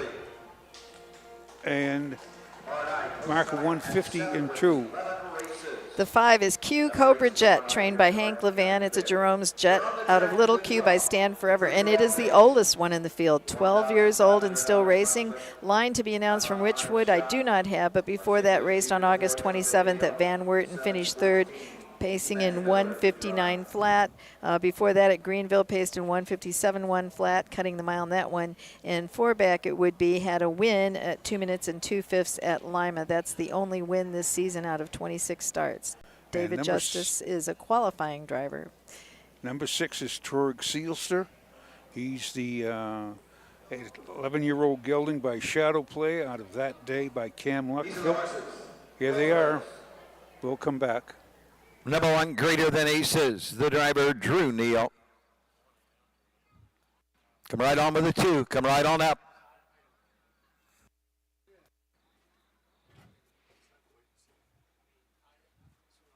Number 2 is Always Be GG, Tyler Tinch drives. 3 is Robbins Art with Roy Wilson. Mark St. Louis Jr. drives the 4, Trente Dale. 5, Cuco Bridget with David Justice. 6, Turig Seelster, Alex Hawk. 7 is Sports Teen, Emmanuel Miller. Number 8, Big Bad Whammo, Pierce Henry in the sulky. Win, place, show, exact Quinella trifecta. Go to the gate, 3 minutes. 3 minutes to post. So with Torg Seelster, he is the highest money winning horse in the field, $381,875. 302 starts, lifetime starts, 49 wins, 49 seconds, 43 thirds. A little bit of a consistency there, Trish. Got a mark at Pocono as a 5-year-old of 150 in 4/5. Philadelphia. That's good. That was 6 years ago, a long time ago. But last week at Van Wert, he was second and third and 56-1. Catch Me Conrad won that. Catch Me Conrad was one of the leading winningest horse in the country this year. Number 7 is Sports Teen, handled by Tim Deaton tonight for trainers Steve Ashby, owner Zachary Jackson of Mentor on the Lake, Ohio. It looks like this one, you're telling me, broke the snide for the season at Richwood, winning a free-for-all and finishing first on a line to be announced. So that would be 16 starts, 1 win, 2 seconds, no thirds, and about $5,293, something like that. Richwood would have been the first start, getting the victory. At Findlay, finished second, beaten 8 3/4 lengths, 29-2 final quarter, 159-4. Tim Deaton was in the bike for that one with Sports Teen. This one has 136 lifetime and a mark taken at Pocono Downs of 150-1. And that line at Richwood, where we win, that was Mark St. Louis in the sulky. So we're at number 8, Big Bad Whammo. Bob Brooks trainee, a 7-year-old horse by Big Bad John out of Just Another Wild Woman by Village Joe. It's owned by Corey Diamond and Robert Bondello of Delaware. 22 starts this year, 4 wins, 1 second, 3 thirds, 14,000, mark of 152-4 at Miami Valley. Just come off a win here at Findlay in the Signature Series, winning 158. We have Pierce Henry in the sulky. It is our 12th and final. Thank you for being with us this evening, and let's bring this one on. This is it. They're behind the gate, the Mike Wipkenberg starting gate. 6 on gate with 2 trailers. All in behind the gate. Here they come.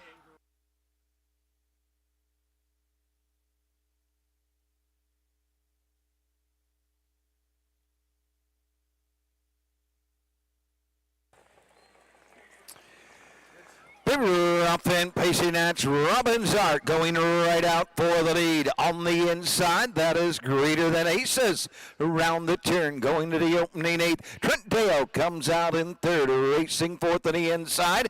Big Bad Whammo down the backside. Taking it tuck, Turig Seelster, Sports Teen is next. Hung on the outside, Cuco Bridget and Always Be GG trails the field 8th. Straight alignment at the opening quarter. On top of the field, Greater Than Aces and and Drew Neal have the lead and have it by a length. Robbins Art sits the pocket second. 28 2/5 as they race around the turn. Trent Deo next and third. Racing fourth, that is Big Bad Whammo. Tariq Sealster is next. Sports Teen passing the stand first time. Coming to the half. Q-Cobra Jet. Always beat GG. Into the lane first time. They come to the halfway point on the front end. Greater Than Aces shows the way. 2-hole trip to Robbins Art. Into the turn third. Trent Deo racing fourth is Big Bad Whammo. 58 1 for the half. Moving to the outside. Here comes Tariq Sealster. Alex Hawk now fifth on the outside. Sports Team racing sixth. Racing seventh. Q-Cobra Jet. Trailing the field. Always be GG. Down the backside they go. Greater Than Aces called it a day. Robbins Art up on the outside. Trent Dale out and on the move on the outside. Into the far turn they go with the lead around the turn. Robbins Art 3/4, 126 1. Robbins Art has the lead. Trent Dale on the outside is second. Big Bad Whammo, Greater Than Aces with an eighth of a mile to pace. They're off the turn. They're on the way home. It is Robbins Art coming to the line. Robbins Art, Roy Wilson.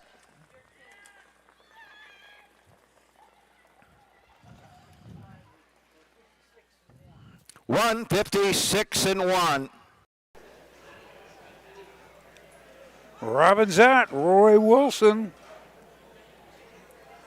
3, 4, 8 unofficial. Unofficial 156 1 with the last quarter 30 seconds flat. Last half in 58 1. And that was quite a mile for our closer. Wow. The track record is, I would have to ask you that. Yes, well, we are going to look it up right here very quickly. And our all-age pace belongs to Meadowland Terror, or did. Mike Metters was the trainer, and B.J. Roberts was the driver. We just saw our new track record. Yep, 156 2, so beating it by 1/5 of a second. What a way to close out the card. Good mile, great mile. Put him right on the front end, Robbins Art. No, he didn't, excuse me. No, it was sat Greater Than second. Aces. Greater Than Aces was on the front. Sat second.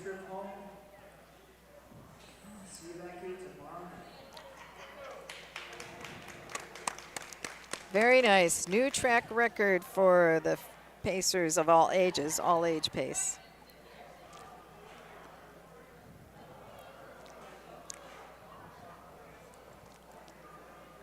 It was a nice full field, too. Lots of action. A lot of actually 6, 7, and 8 started from the second tier. We beat him. We told him first.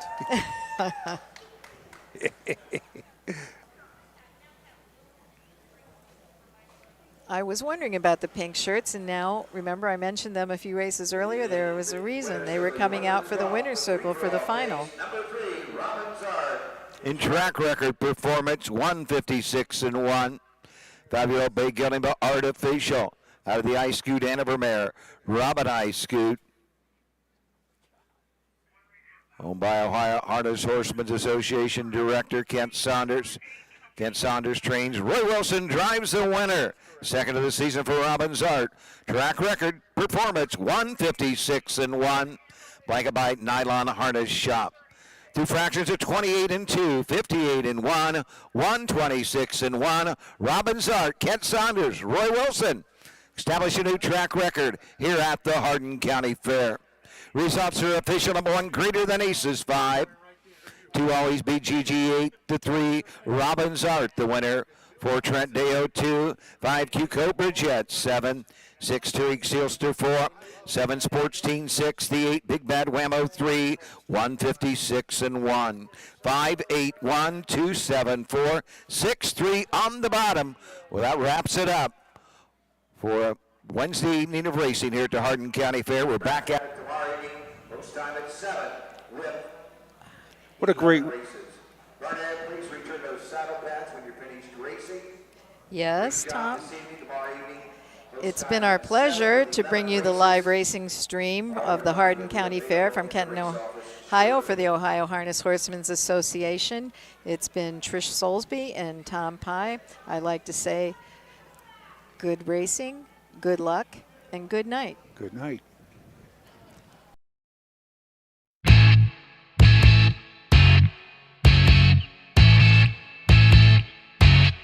This has been Ohio County Fair Racing. Ohio County Fair Racing has been presented by Midland Acres, thestable.ca, Dublin Valley Farms, Big D Tack and Vet Supply, and the Ohio State Veterinary Medical Center. Ohio County Fair Racing is a presentation of the Ohio Harness Horsemen's Association.